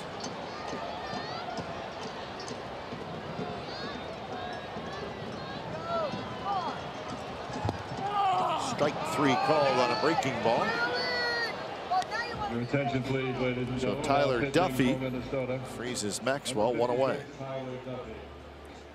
Now backdoor breaking ball from Duffy, who throws the curveball along with changeup and fastball. This one just kind of floated up, but floated up enough that Bruce Maxwell could not pull the trigger.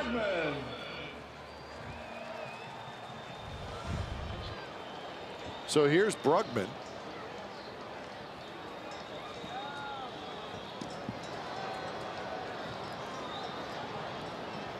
Brugman takes a fastball high. Duffy, all of his appearances this year have been out of the bullpen. Last year, Tyler Duffy was a starter. In fact, he made 26 starts for the Twins, won 9 games. But to the bullpen this year. 5th round draft pick in 2012 of the Twins. Always a starter in the minor league, so this is the first time he's experiencing the bullpen.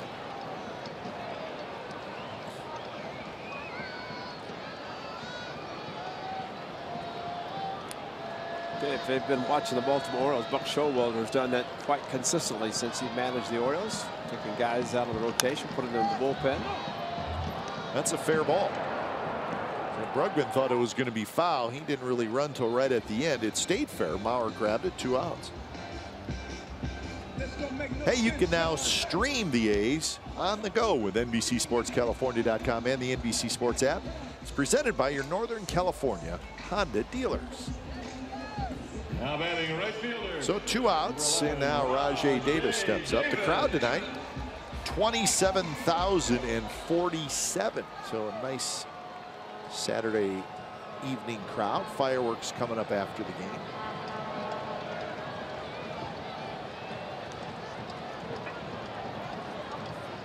Big night for Rajay Davis. Double, 2 singles, and a run scored. First pitch is a strike on the outside corner. Raj doesn't agree.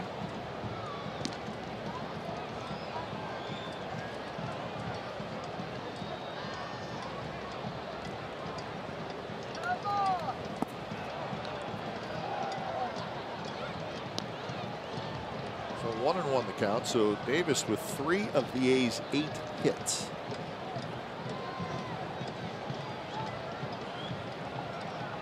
There's that ball loose out in left field.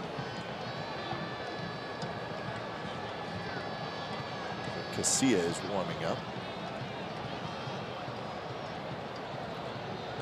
And there's our guys. And they got a 4th guy. The 4th guy was sitting next to Stomper. And they were going for the watches.com. Looks like the guy in Atlanta. What's his name called? Freeze? Cool. He can fly, can he? How about the one guy thought he kind of looked back and stumbled? Yeah, and it's happened. Freeze just went by him. Freeze. He's part of the grounds crew, I believe. Well, he could motor. They give the guy a head start of about, what, 30, 40 yards. Freeze. It's become quite the thing. Can you beat the freeze?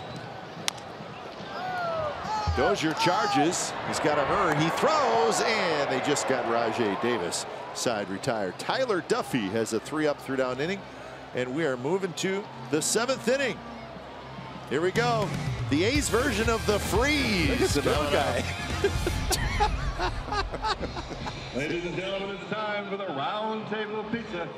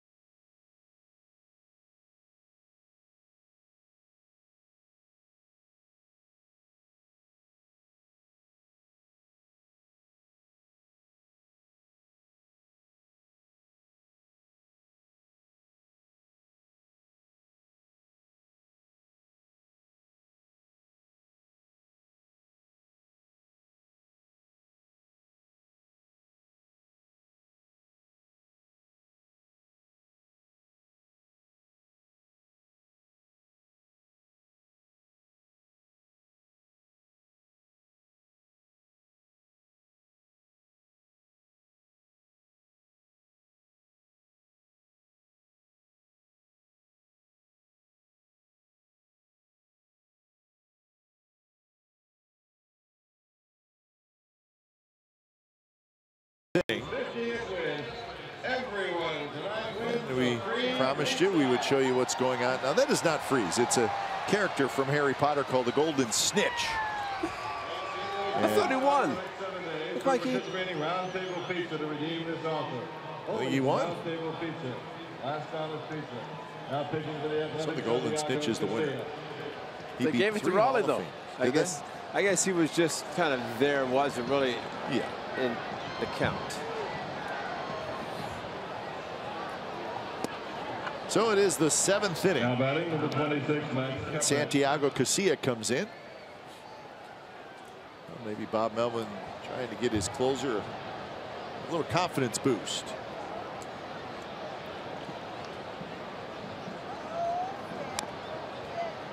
So when it's time for change, think Speedy Oil Change and Auto Service, your trusted oil change, tune-up, and brake expert. So Casilla, 2-5 with a 4.66 ERA. Facing Kepler, Sano, and Mauer. So 3 pretty good hitters for the Twins. 0-2 pitch, and Kepler cannot hold up. He strikes out for the 3rd time tonight. Time now for the Jeep drive of the game. Of course, the biggest blow in this game comes off the bat of the big man. Yes, and no opposite field 2-run home run. Instead of a 2-1 lead, they had a 4-1 lead thanks to that 2-run shot. So Chris Smith, a home run in each of his first 4 starts of this season. This is the big one, though. The 2-run shot. The A's, as Bruce Maxwell stays in the game.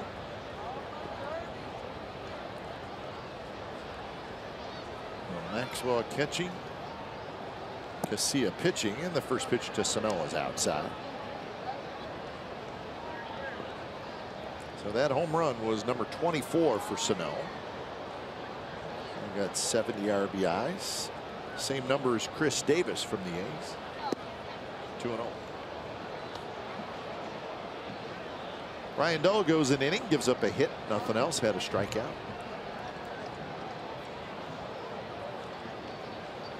A's bullpen last night had a lot of work. 5 1/3 innings. And they did pretty well. Just 2 hits, a run, 6 strikeouts. As a group, that bullpen threw 89 pitches, but 49 of them were by Montas. Castro did a good job. Swing and a miss, 2-2.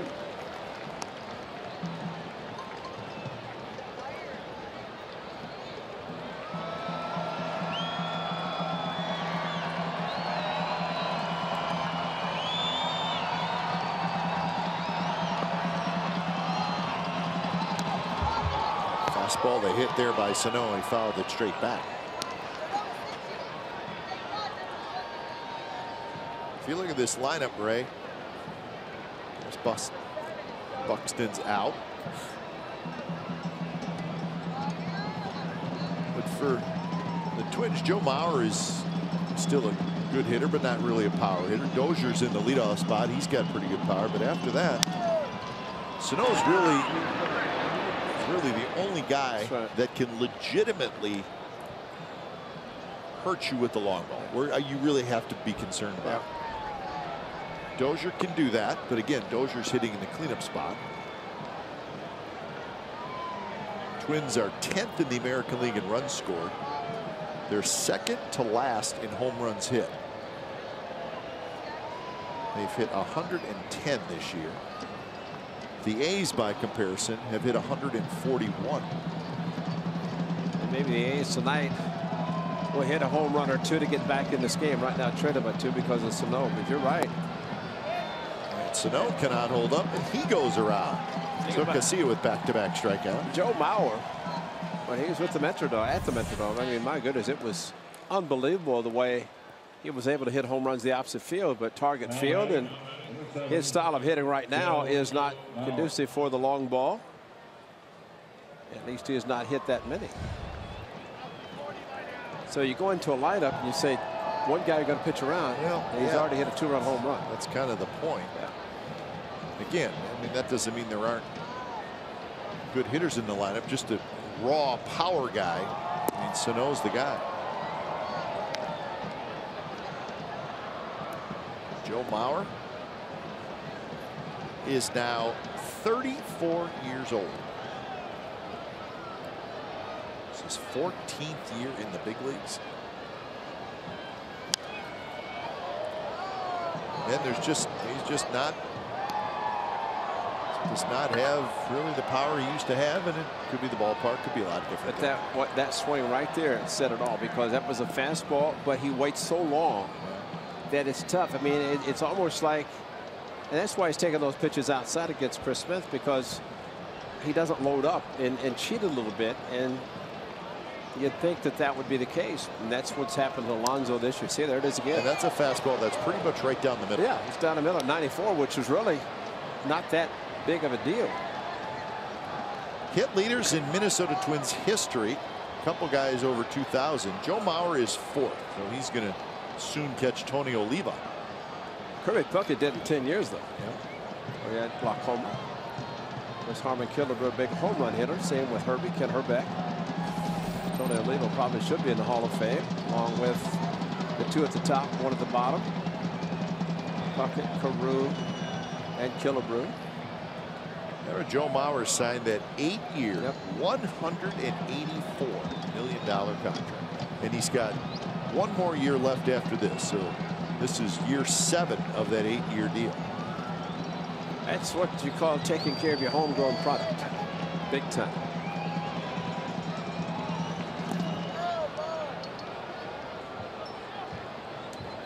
Joe Mauer, career average at the Coliseum, 315. He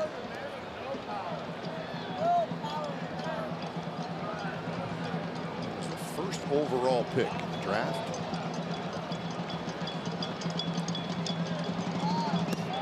So he is a hometown boy who made good. Yeah. And you wonder if that played in at all to the Twins feeling like we got to keep this guy, and they gave him the huge contract. I think that, you combine with what he did at the Metrodome, and really, if you're going to build and you're going to sign a player, you build the park for his specifications, and they made it too deep in left field. See, that's a pitch he'll take all night, but it's those 2 fastballs that he fouled back, and it's very hard to get him swinging a bad pitch. Mauer walks for the 2nd time. So that's 4 walks issued by A's pitchers so far in this game. Last night, A's pitchers walked 7, which is dangerous. Only 1 of those scored, though.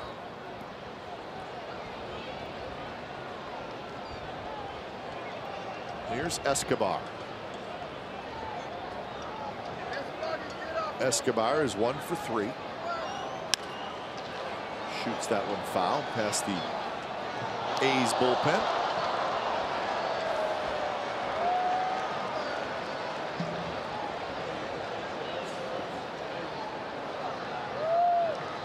Two in the 2nd and 2 in the 5th for the Twins. Oh man. That's Expo. A lot of good food with the fries going bye-bye. You see the lady with the white shirt, she's like, no.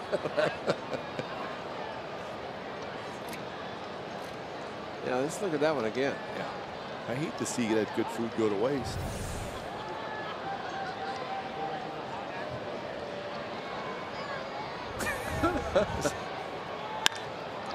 That's right center, and that could be trouble. Rajay Davis hustles over to cut it off. Mauer is going to go to 3rd, and he'll be held there. The throw comes back into 2nd. So it's a long single for Escobar. So 1st and 3rd with 2 outs. Rajay Davis did a nice job. He had to cut it off, otherwise Mauer was going to score. And you're right. That ball looked like it's going to the wall. Rajay got a great angle and actually had to stop because he's about ready to overrun it. And a perfect throw to 2nd base. And Escobar wisely rounded first aggressively, but went back to 1st. Got to get this out. Yep. This is 2 strikeouts, and for Willie, this is the problem. He gets the 2 outs, and all of a sudden, instead of making it an easy, quick inning, get back from the dugout, finds himself in trouble. Here's Eddie Rosario. Bounces it back to Casilla. Casilla will flip to first, so Casilla gets out of the inning. Couple of runners stranded. We have reached the 7th inning stretch from the Coliseum. 4-2 Minnesota.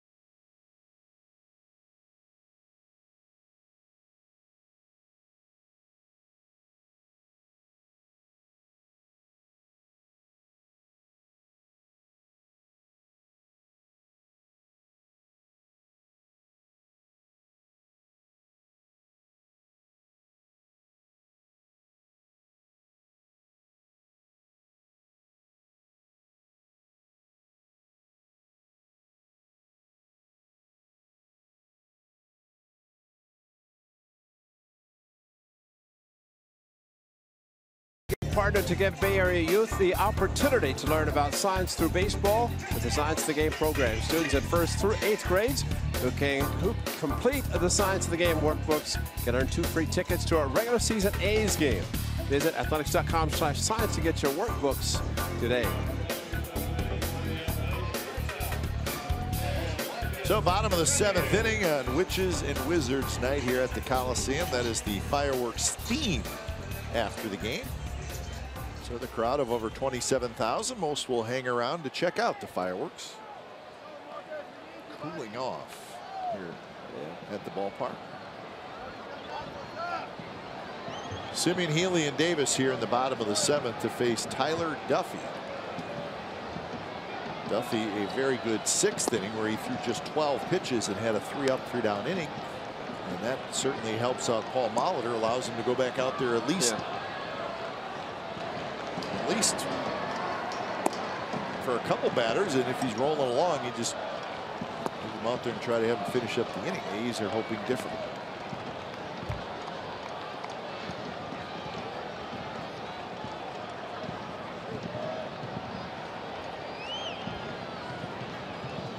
Oh for 3 for Marcus Simeon.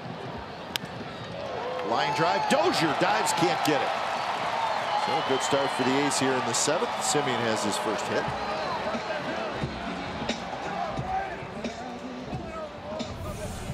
Well, good job again. There's a breaking ball, stayed back and hit it so hard that there's no chance for Dozier with a dive to come up with the ball. That's a good swing by Marcus Simeon, and especially instead of trying to pull the breaking ball, goes with it and starts the inning with a nice base hit.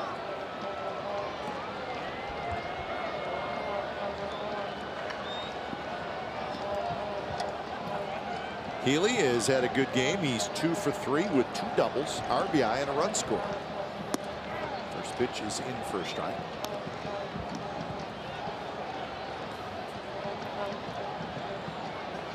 Tigers beat the Astros tonight in Detroit 5-3. Verlander still there? Yep. He's got a healthy contract for 2 years that somebody would have to pick up. On the ground towards short. Escobar out at second. Dozier to first. Got him. Wow. So close play at first. Healy thinks he was safe. Phil Cuzzy called him out.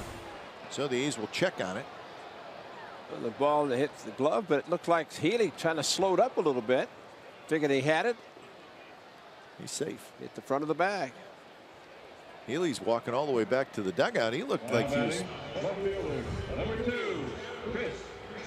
They lost the challenge early, though. This one, it's got to go to the 8th inning now, doesn't it, for the umpires? Yeah, that's right. But it seems stutter stepped a little bit, but looked like he safe. got the front of the bag and was safe, but lost the challenge earlier.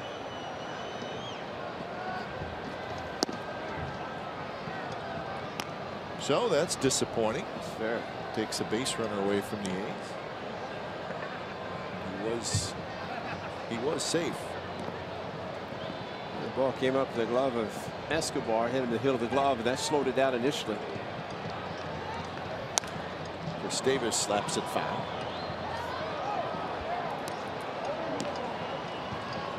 Orioles beat the Rangers 4-0 in Texas. Beltre did get one hit, so he's one hit away from 3,000. But the Rangers, where they're at in those wild card standings, even though there's still a couple months left to play, you can't afford too many losses. They came in, the Rangers were talking about 4.5 games behind the second wild card team. It's the Royals, and the Rangers lost. Angels beat the Jays 6-5. It was a comeback. Smith back up, and now he's joined by Daniel Poulon. Angels scored 3 runs in the 9th inning off Roberto Osuna. How did they do that? That's a very, very good question. A's had a tough time with Osuna a couple games. Chris Davis, a good swing. Actually, 3 games. He was the winning pitcher on Thursday. Mariners beat the Mets 3-2 this afternoon. Gallardo over DeGrom.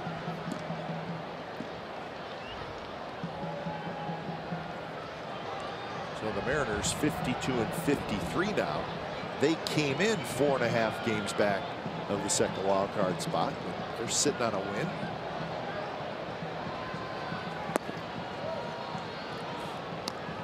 Game still going on in the American League is an important one. The Royals and the Red Sox are tied 8-8 in the 10th inning. Keep an eye on that one.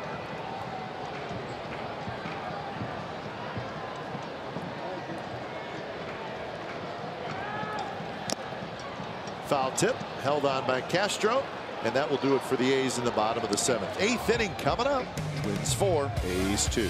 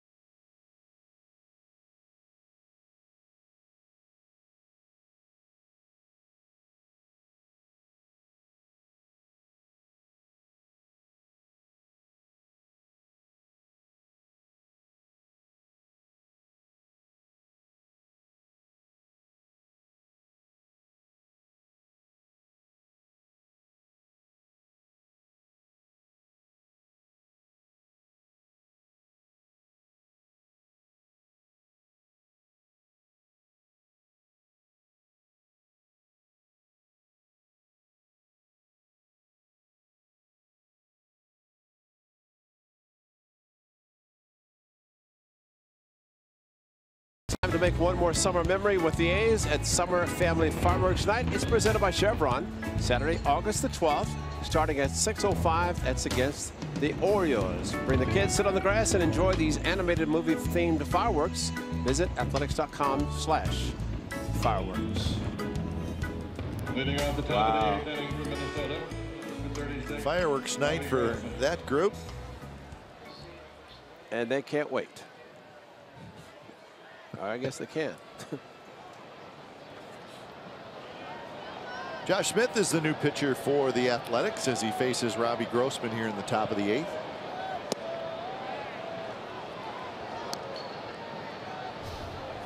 When it's time for change, think Speedy Oil Change and Auto Service, your trusted oil change, tune-up and brake experts. 20th appearance for Josh Smith, 26 innings, 29 hits. He faces Grossman, Granite, and Castro.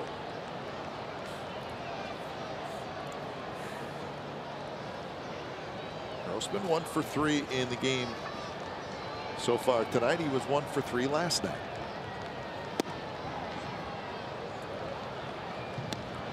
And once again, the A's last couple of innings done nothing but 1 hit against the bullpen of the Twins. So a couple more opportunities. Been nice if this could have been in just an 8.5 inning game tonight. Well, maybe it still can. It can still happen, yeah. Alonso on the backhand, and then his throw to first, and they just got Grossman. Yonder had to pick it up. Smith almost did not cover quickly enough as Yonder did go back, hit him in the heel of the glove, popped up to him, and right there in the hands. And tell you what, if he had to go to the bag himself, he would never have gotten him. Smith got there and was able to get him. Nice play, Yonder. The backhand and the flip to first. Foot down, get out of the way. So 1 away. Here's Granite. That Granite is 2 for 3.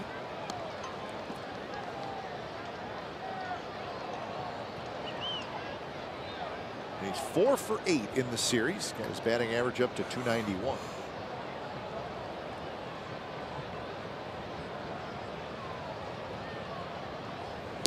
Inside. Yankees beat the Rays 5-4 in New York. They got a walk-off single by Brett Gardner. So the Yankees are hot. They have won 8 out of their last 9. 6 in a row. And they hold on to first place in the American League East. Last time he had a walk-off, he chipped the tooth of Aaron Judge. That's right. It's not good. Judge towers over everybody. How could anybody get up that high and even chip his tooth? Leave his teeth alone. Leave him alone, period.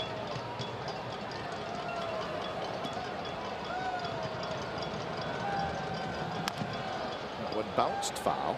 Indians won again. They beat the White Sox 5-4 in Chicago. That is 9 consecutive wins for the Cleveland Indians. Man, White Sox are really struggling. White Sox have lost 17 out of their last 19. That's no fun. Got to hurry with Granite. He's very fast, and Simeon takes care of it. So 2 away. That's a happy group. Now batting, number 21, Jason Castro.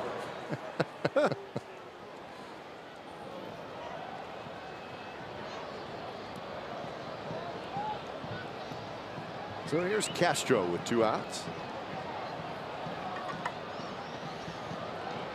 So the only game still going outside of this one is that game in Boston. The Red Sox and the Royals playing against each other. They are the 2 wild card teams right now in the American League.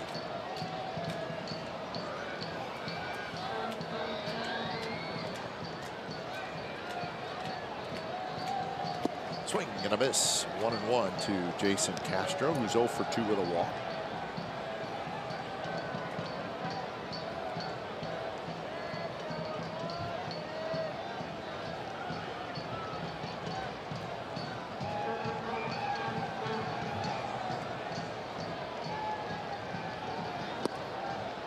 Then Smith for 5, Dull an inning, Casilla an inning, and now Smith here in the top of the 8th.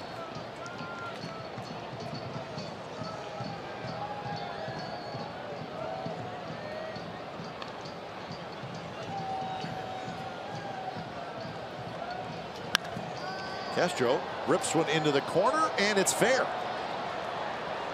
So Jason Castro is going to have his 3rd double in this series.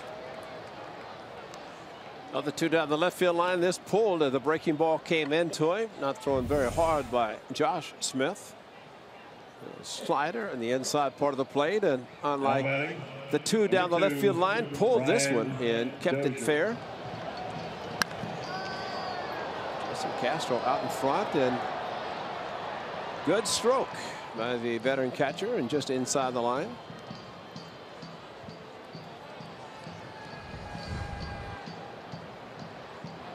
So RBI opportunity for Dozier. Dozier is 1 for 4. He singled leading off the game.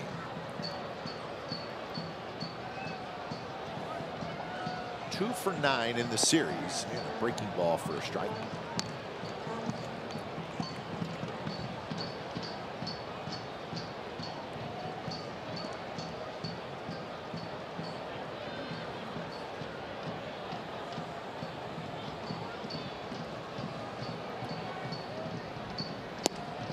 Buddy Boshers, a left-hander, has been out in the Twins bullpen. He's just standing there now, so he's ready.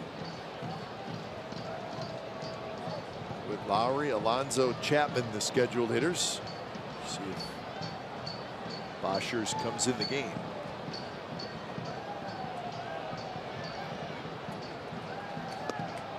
Just a touch high. Smith thought it was a strike. Surprised Dozier didn't swing at it.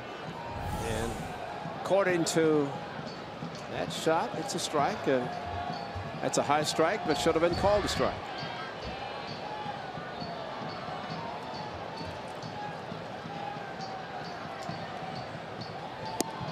That one's outside. Now it's 3-1. Kepler, a left-handed hitter, waiting.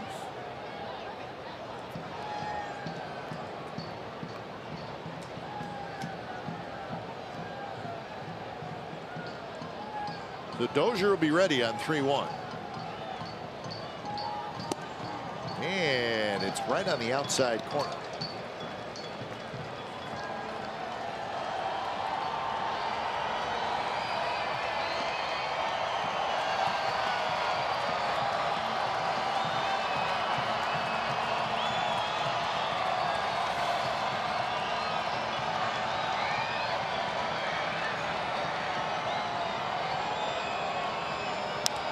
Reached for and fouled off the plate a little bit, but Dozier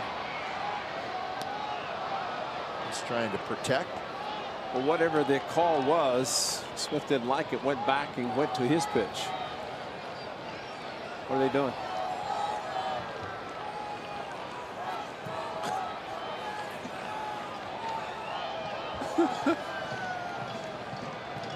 Are they ready for the fireworks? Ric Flair down there?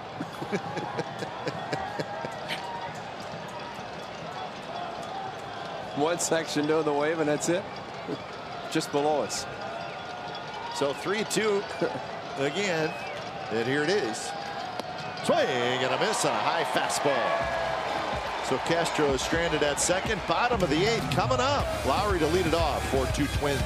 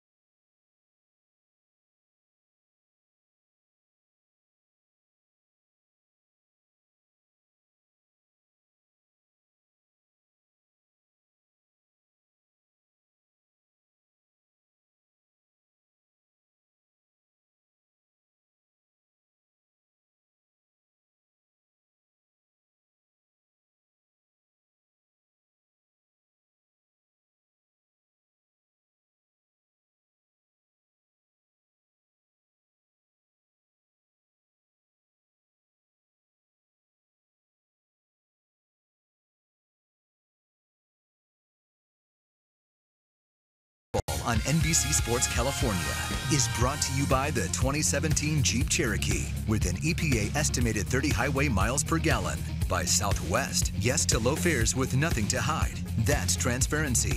By Toyota, the full-line automaker with the longest-lasting vehicles in America. Toyota, let's go places. By AAA, what does your insurance do when it's not doing insurance? It should do more. Go to AAA.com for more details. And by the all-new 2017 Chrysler Pacifica.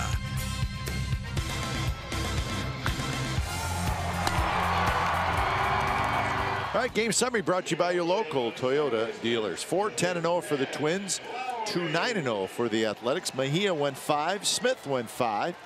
Miguel Sano with a big 2-run homer. That was in the 5th inning. That extended the Twins' lead. Ryan Healy, Rajai Davis, good offensive nights for the Athletics. So the new pitcher is the lefty, Buddy Bouchiers.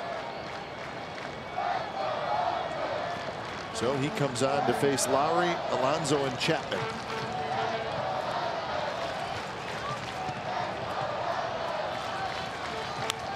And that one is hit down the left field line toward the corner, and it is foul.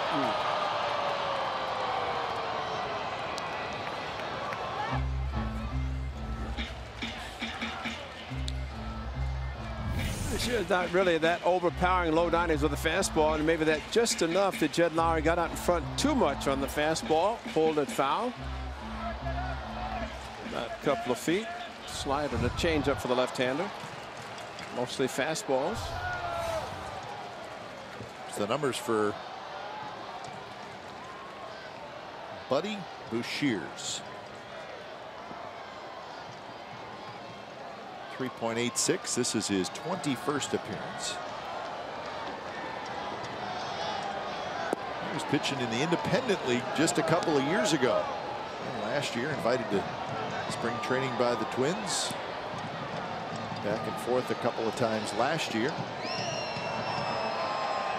Ended up pitching in 37 games for the Twins last year. In the big leagues again this year. One of those with the A's and struck out 3. Inning and 2/3.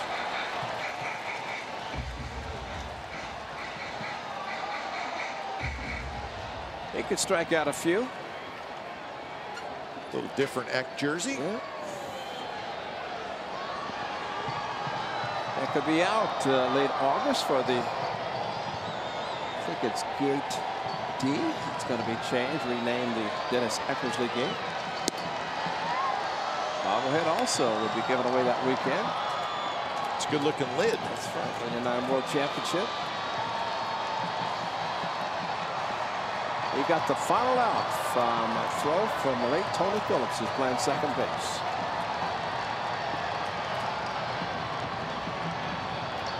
One-two pitch to Lowry. It's popped up, and it should reach the seats, and it will.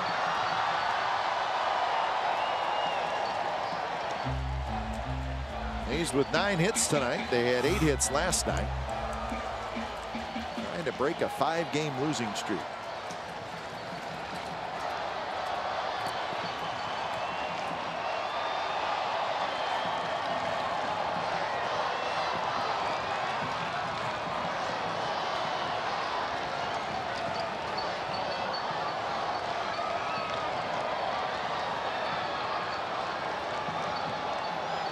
Outside, 2-2.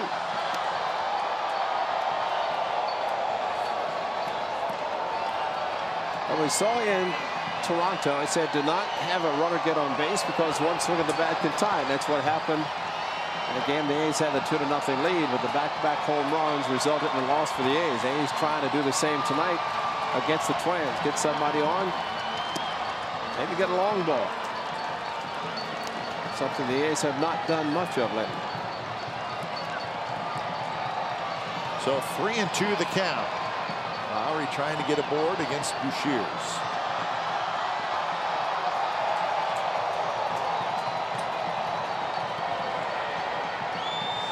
Payout pitch, here it is. And it's low, he walked him.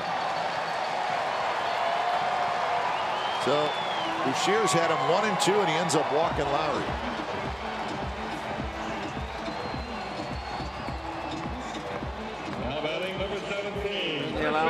going to the bullpen. Paul Molitor looking at his lineup sheet. First pitch, second pitch, third pitch, fourth pitch, fifth pitch. And then the deciding one down and in off the plate. And A's get their leadoff runner on again. Yonder gets to face another lefty. Taylor Rogers gets up. Taylor Rogers is another lefty. That's right. Got a few.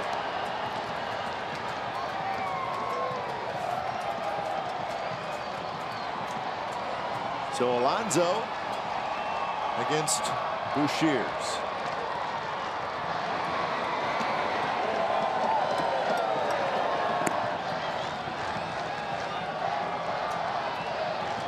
On the count. Alonso a walk, a strikeout, and an RBI single. Missed again. The Red Sox won that game 9-8 in 10 innings over the Royals. Eduardo Nunez, who the Red Sox just acquired from the Giants, got the winning RBI. He also hit 2 home runs. So Fenway faithful loving Eduardo Nunez. So he had a big game. Did he play third? I don't know where he played. You know, I want to say I thought I saw him playing second base today. Well, wherever, if you had a couple home runs for the Bronx Bomber or the Beantown favorite, the Red Sox Nation will love you forever. So Red Sox win, Royals lose.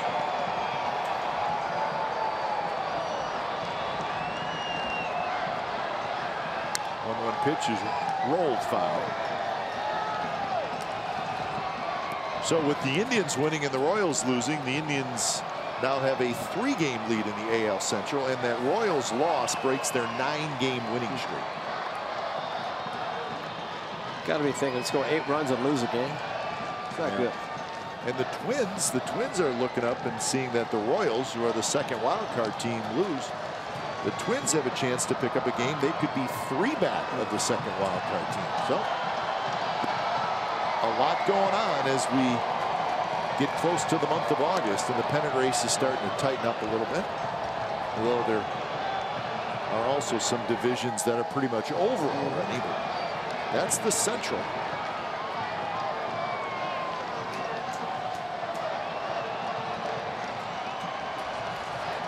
I figure Cleveland's going to do something in the Central. They may be getting hot at the right time. 2-2 pitches hit hard to short. This has a chance to be 2, and it will be 2. So Alonso hit it hard, but he hit it right at Escobar, and it was a, if there's such a thing as a routine double play, that may have been it. That was routine. No even have a thought about this possibly being safe at first, but A's a good start, but just as they did last inning, got a base hit and a double play. This time a walk, then a double play. So a couple of double plays by the Twins in the last couple of innings. They have now turned 4 double plays in the first 2 games of this series. So that one hurt. And here's Chapman.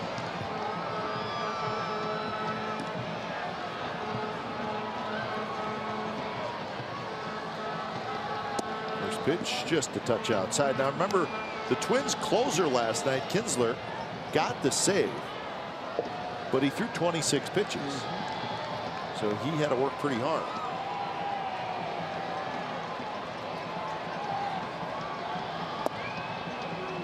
Close pitch missed again. 2-0.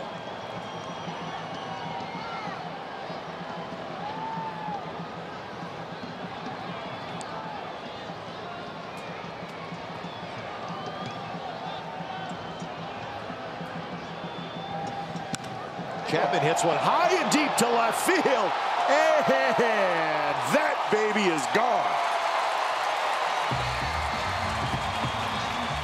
Wow. That's the problem with a double play.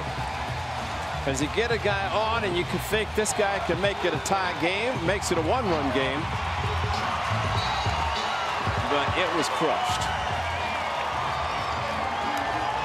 So home run number 6 for Chapman. Now it's 4-3.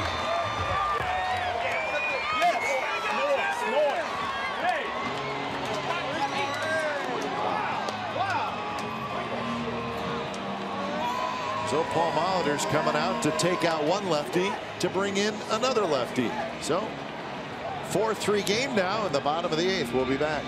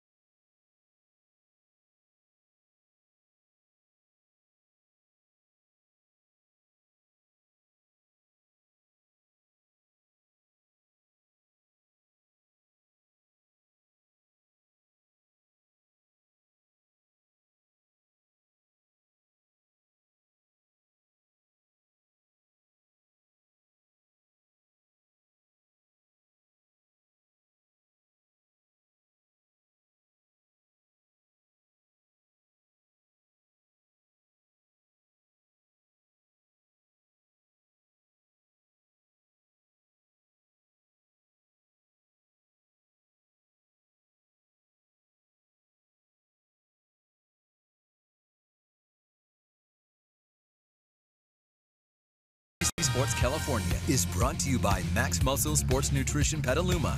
NPC athlete Lori Mathis is there to help you get in shape this summer. So the A's have tightened it up. It's now 4-3 thanks to Matt Chapman's very long home run, his 6th of the year. Well, 6 in the month of July. There it is, right in the middle of the plate at 89, and it was a moonshot. Sounded great, and watch where this ball goes. He's going to hit some monster shots. This one above everything, hit the walkway, bounced up near the suites.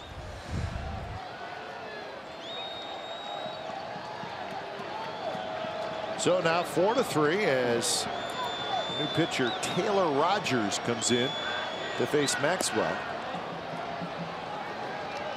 So Rogers, another lefty. Good numbers, 5-2, 2.97 ERA. Got Brugman and then Rajay Davis. So lefty then righty. See what Molitor does. Paul Molitor does with this lefty. If he can get through the inning, the A's would like to get Brugman up, have a chance to maybe even score with a couple of outs. Did it with this great home run. Hall of Famer looks on, trying to get back to the 500. The A's try to prevent that. Try to get number 1,000 for the A's skipper.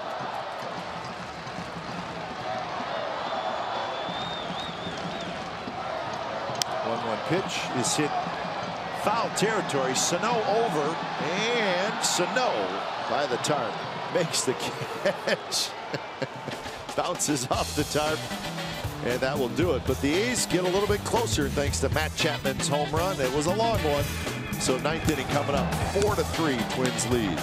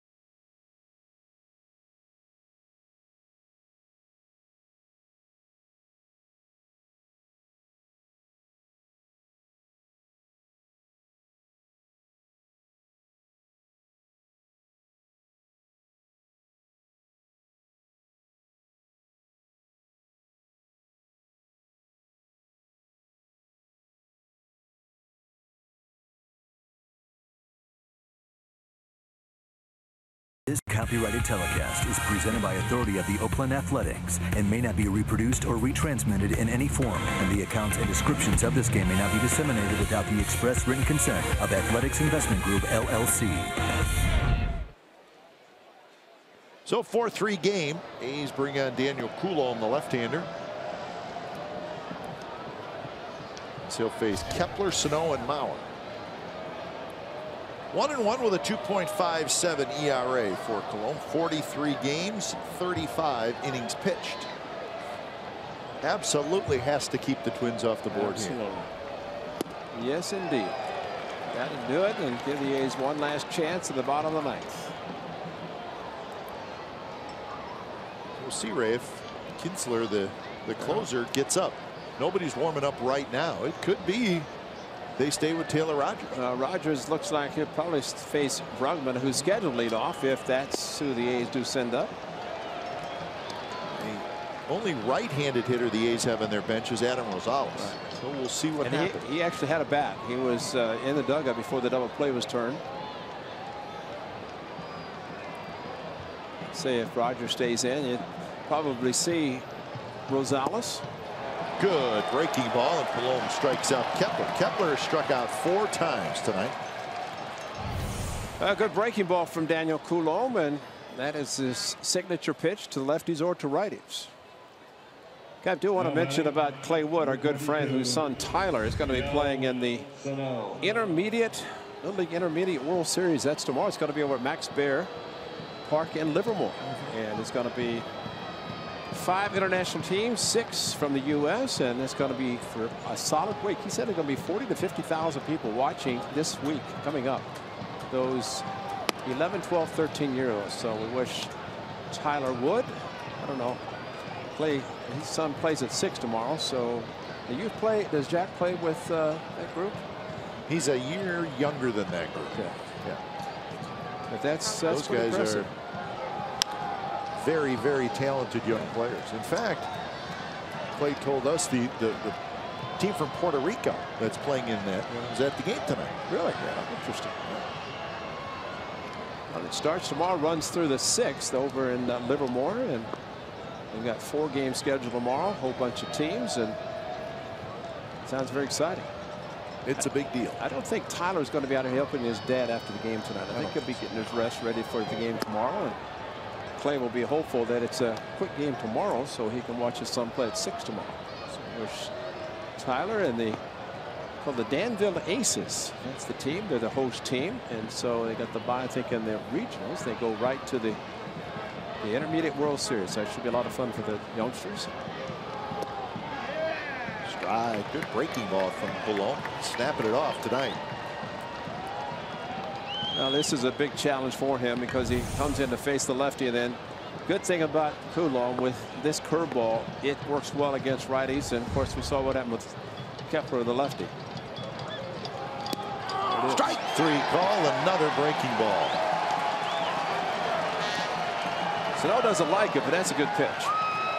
He's mumbling a little bit going back to dugout, but this is a very good curveball, sharp breaker. It comes straight down into the zone and freezes the big man.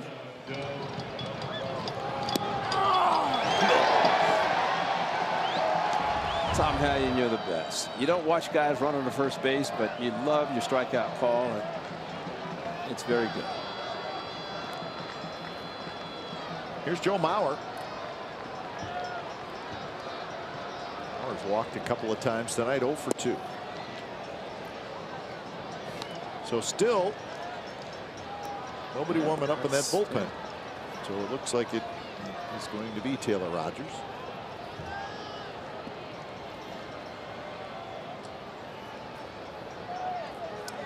The double play back-to-back innings turned by the Twins been huge.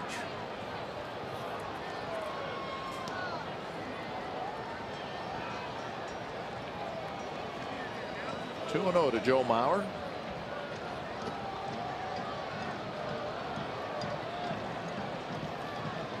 Mauer is 0 for 5 with 4 walks in this series. And now 3-0. I don't think he'll be swinging 3-0.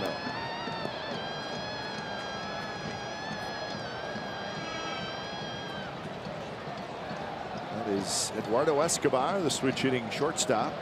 We're waiting to see if he gets a chance to hit here in the ninth. And he will, as the 3-0 pitch is inside. Third consecutive inning that the A's have gotten the first 2 out.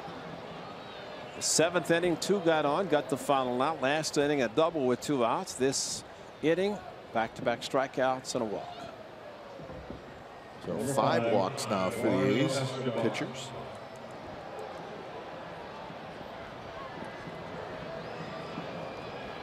Escobar's got a couple of hits. He was not in the lineup last night.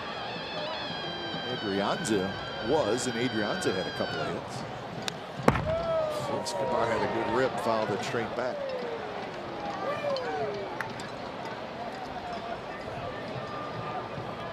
Four pitches out of the zone to Joe Mauer, and Escobar said, "You're going to throw me a fastball, and I'm going to swing," and he swung hard. Bartolo Colon tomorrow. He looks pretty nervous. He's got something strange in his hand called a bat. He hit a home run last year. Yes, he did. Runner takes off for second. Mauer, as it was a swing and a miss. So Mauer gets himself in scoring position with some heads-up base running. Well, that's something you don't expect Joe to do, but he does go on first move, ball in the dirt, and did not get that far away. But Joe Mauer with a secondary lead, able to get to second easily. That's a huge 90 feet. That's why now the critical at bat by Escobar. Whereas 2 hits might take the score of Joe Mauer, now 1 hit can do it.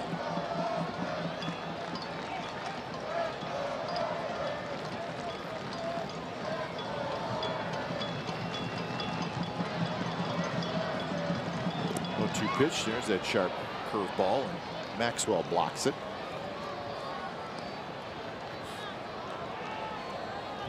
He's got to do it, and this is Joe Mauer is not so concerned about getting the secondary lead at second because he's already in scoring position.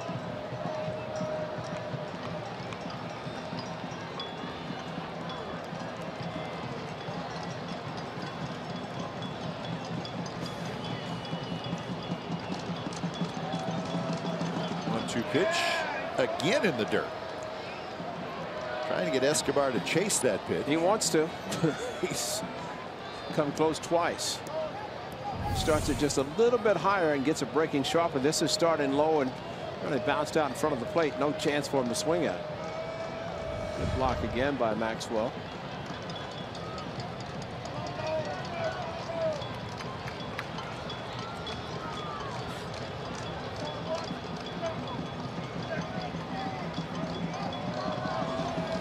Two pitches, line foul. That was another breaking ball. And that was up too far.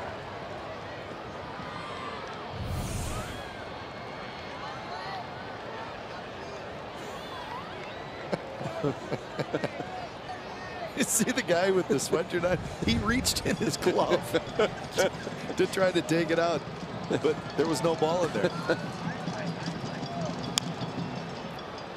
That's a foul ball. He totally just tried to reach in there incognito. Watch. The guy with the gray sweatshirt on. Now watch after. See, he's sitting right there. Now watch. Hey, there's a ball in there. Hey, hey, hey. It was incognito. He did a no look. And I don't think we caught you, buddy. And he didn't.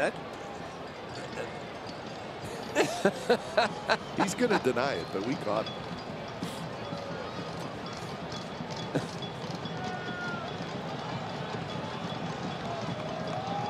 Big hitter to get here in Eduardo Escobar.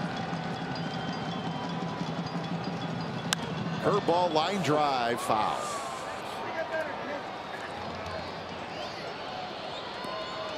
So the count remains 2-2.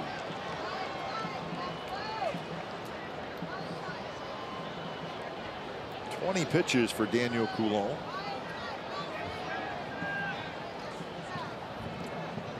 And every pitch seems to have been a curveball. I don't think Escobar thought he was going to get a curveball the last pitch because he was late on it.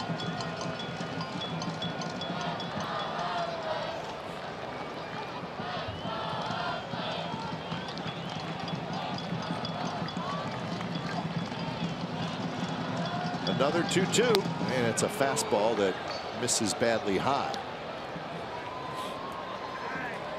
Well, stay tuned for A's Postgame Live, presented by State Farm. Brody Brazil, Shooty Babbitt, Dave Stewart.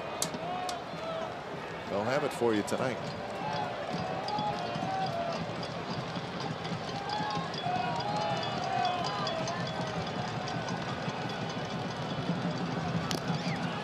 A foul ball, and this one, I think it got some of Maxwell again. Hang in there, big boy. You're the only one left.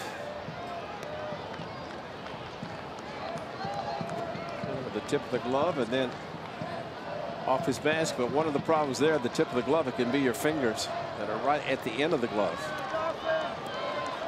And then the mask, just give me the ball.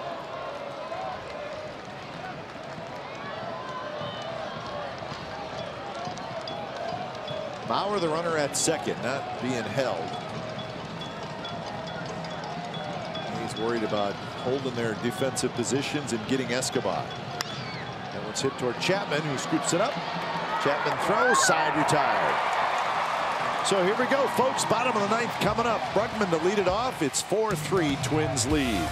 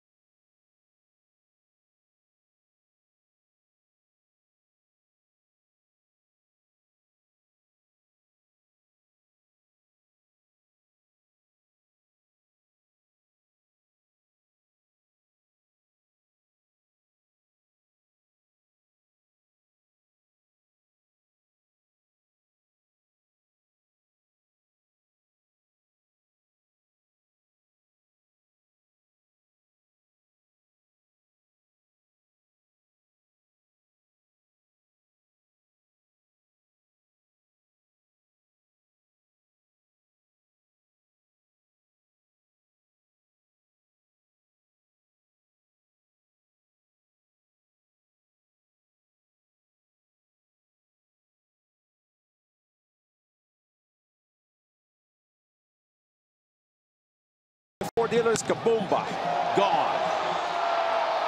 Matt Chapman, a long home run.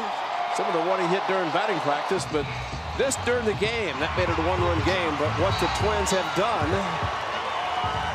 has been able to get a double play following the leadoff hitter getting on base. The Twins, 3 consecutive innings, 2 outs, and then the runner gets on. But Matt Chapman, a solo home run, that would give him 6 on the season.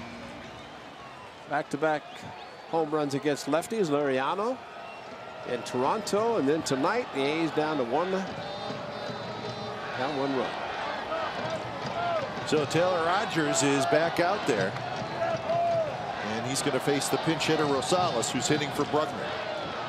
Bottom of the ninth, A's down by a run. The first pitch is a fastball for a strike from Rogers.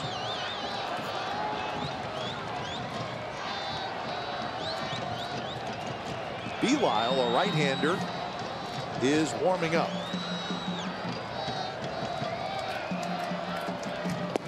Right there, strike 2 called. So Rogers pumps a couple of good fastballs in, and he jumps ahead 0-2. So Belisle starting to get loose. Do that. Matt Joyce on the bench. He's got a bat.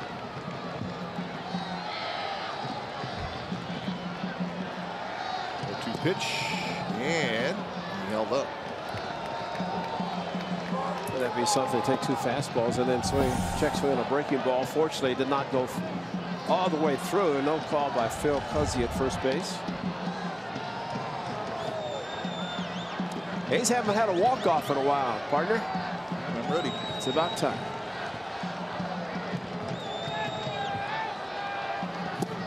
Just missed outside. 2-2 the count.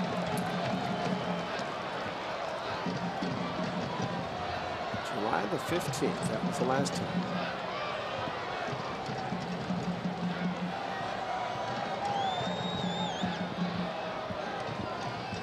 Rogers is ready.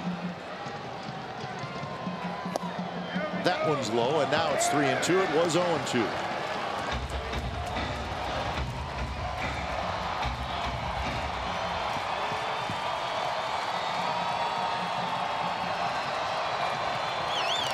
Davis, Simeon, Healy to follow. All right-handed hitters. 3-2 pitch, foul back. Fastball at 95 miles an hour.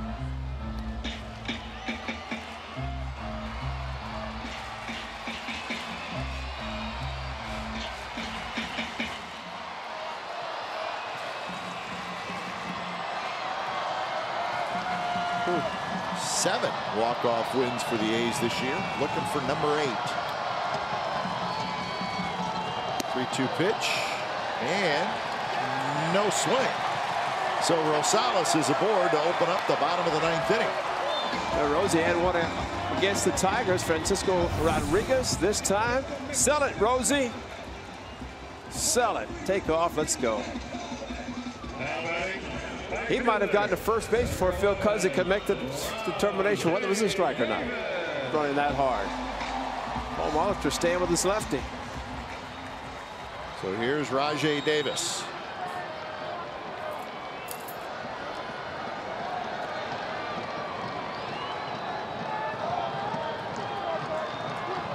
Rajai Davis is 3 for 4. Sano's thinking bunt. Couple steps in on the grass. There's a time where a hitter, if he's not bunting, square around. People think that he's going to and keep the infield in. He gets a breaking ball from Rogers. He can hook it past Sano.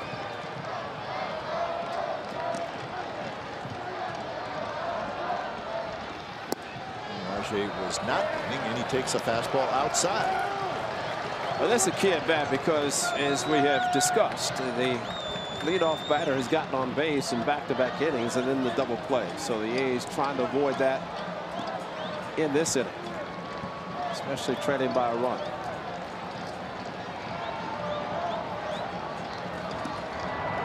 Ray, you can stretch that out. The A's have had their leadoff man on in the 1st inning, 2nd inning, 5th inning, 7th inning, 8th inning, and 9th inning. That's a good point. Yeah. So that's 6 times in 9 innings. Scored in the 1st. They scored in the 5th. 2-out home run last inning.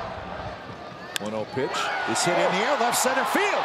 That's hit well. Granite's back, and it is gone. It's gone.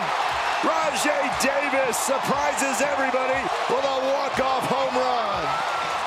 1,000 wins.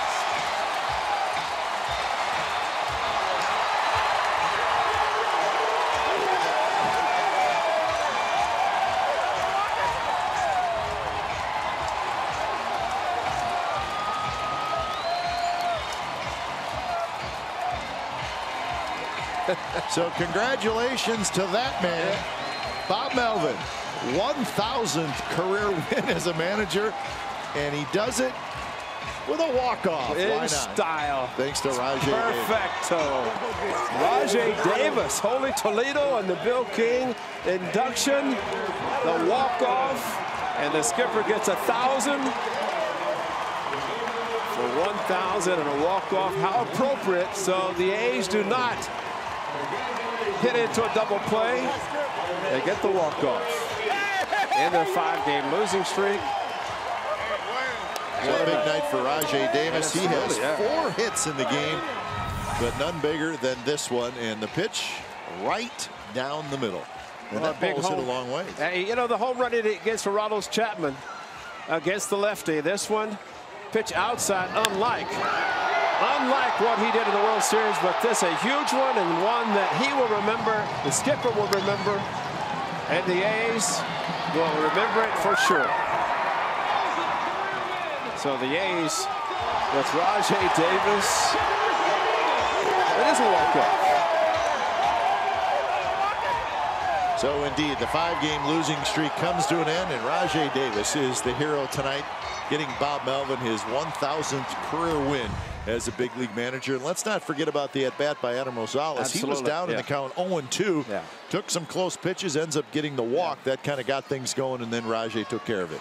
Just like in Toronto. Isn't it amazing what a leadoff walk will do in an inning? And it does it here for the A's tonight. And thanks to Rosales and Rajai Davis. I mean, what a great night he had. And you're right, the hits, but to come up with a home run, you don't expect it. Maybe a gapper driving a run and get on base himself. But a great night all the way around. And congratulations to the manager. That's a pretty nice milestone for Bob Melvin. 1,000th career win as the A's do it in walk-off style, their 8th walk-off of the year. So all good stuff tonight here at the Coliseum. Is Rajai Davis with us?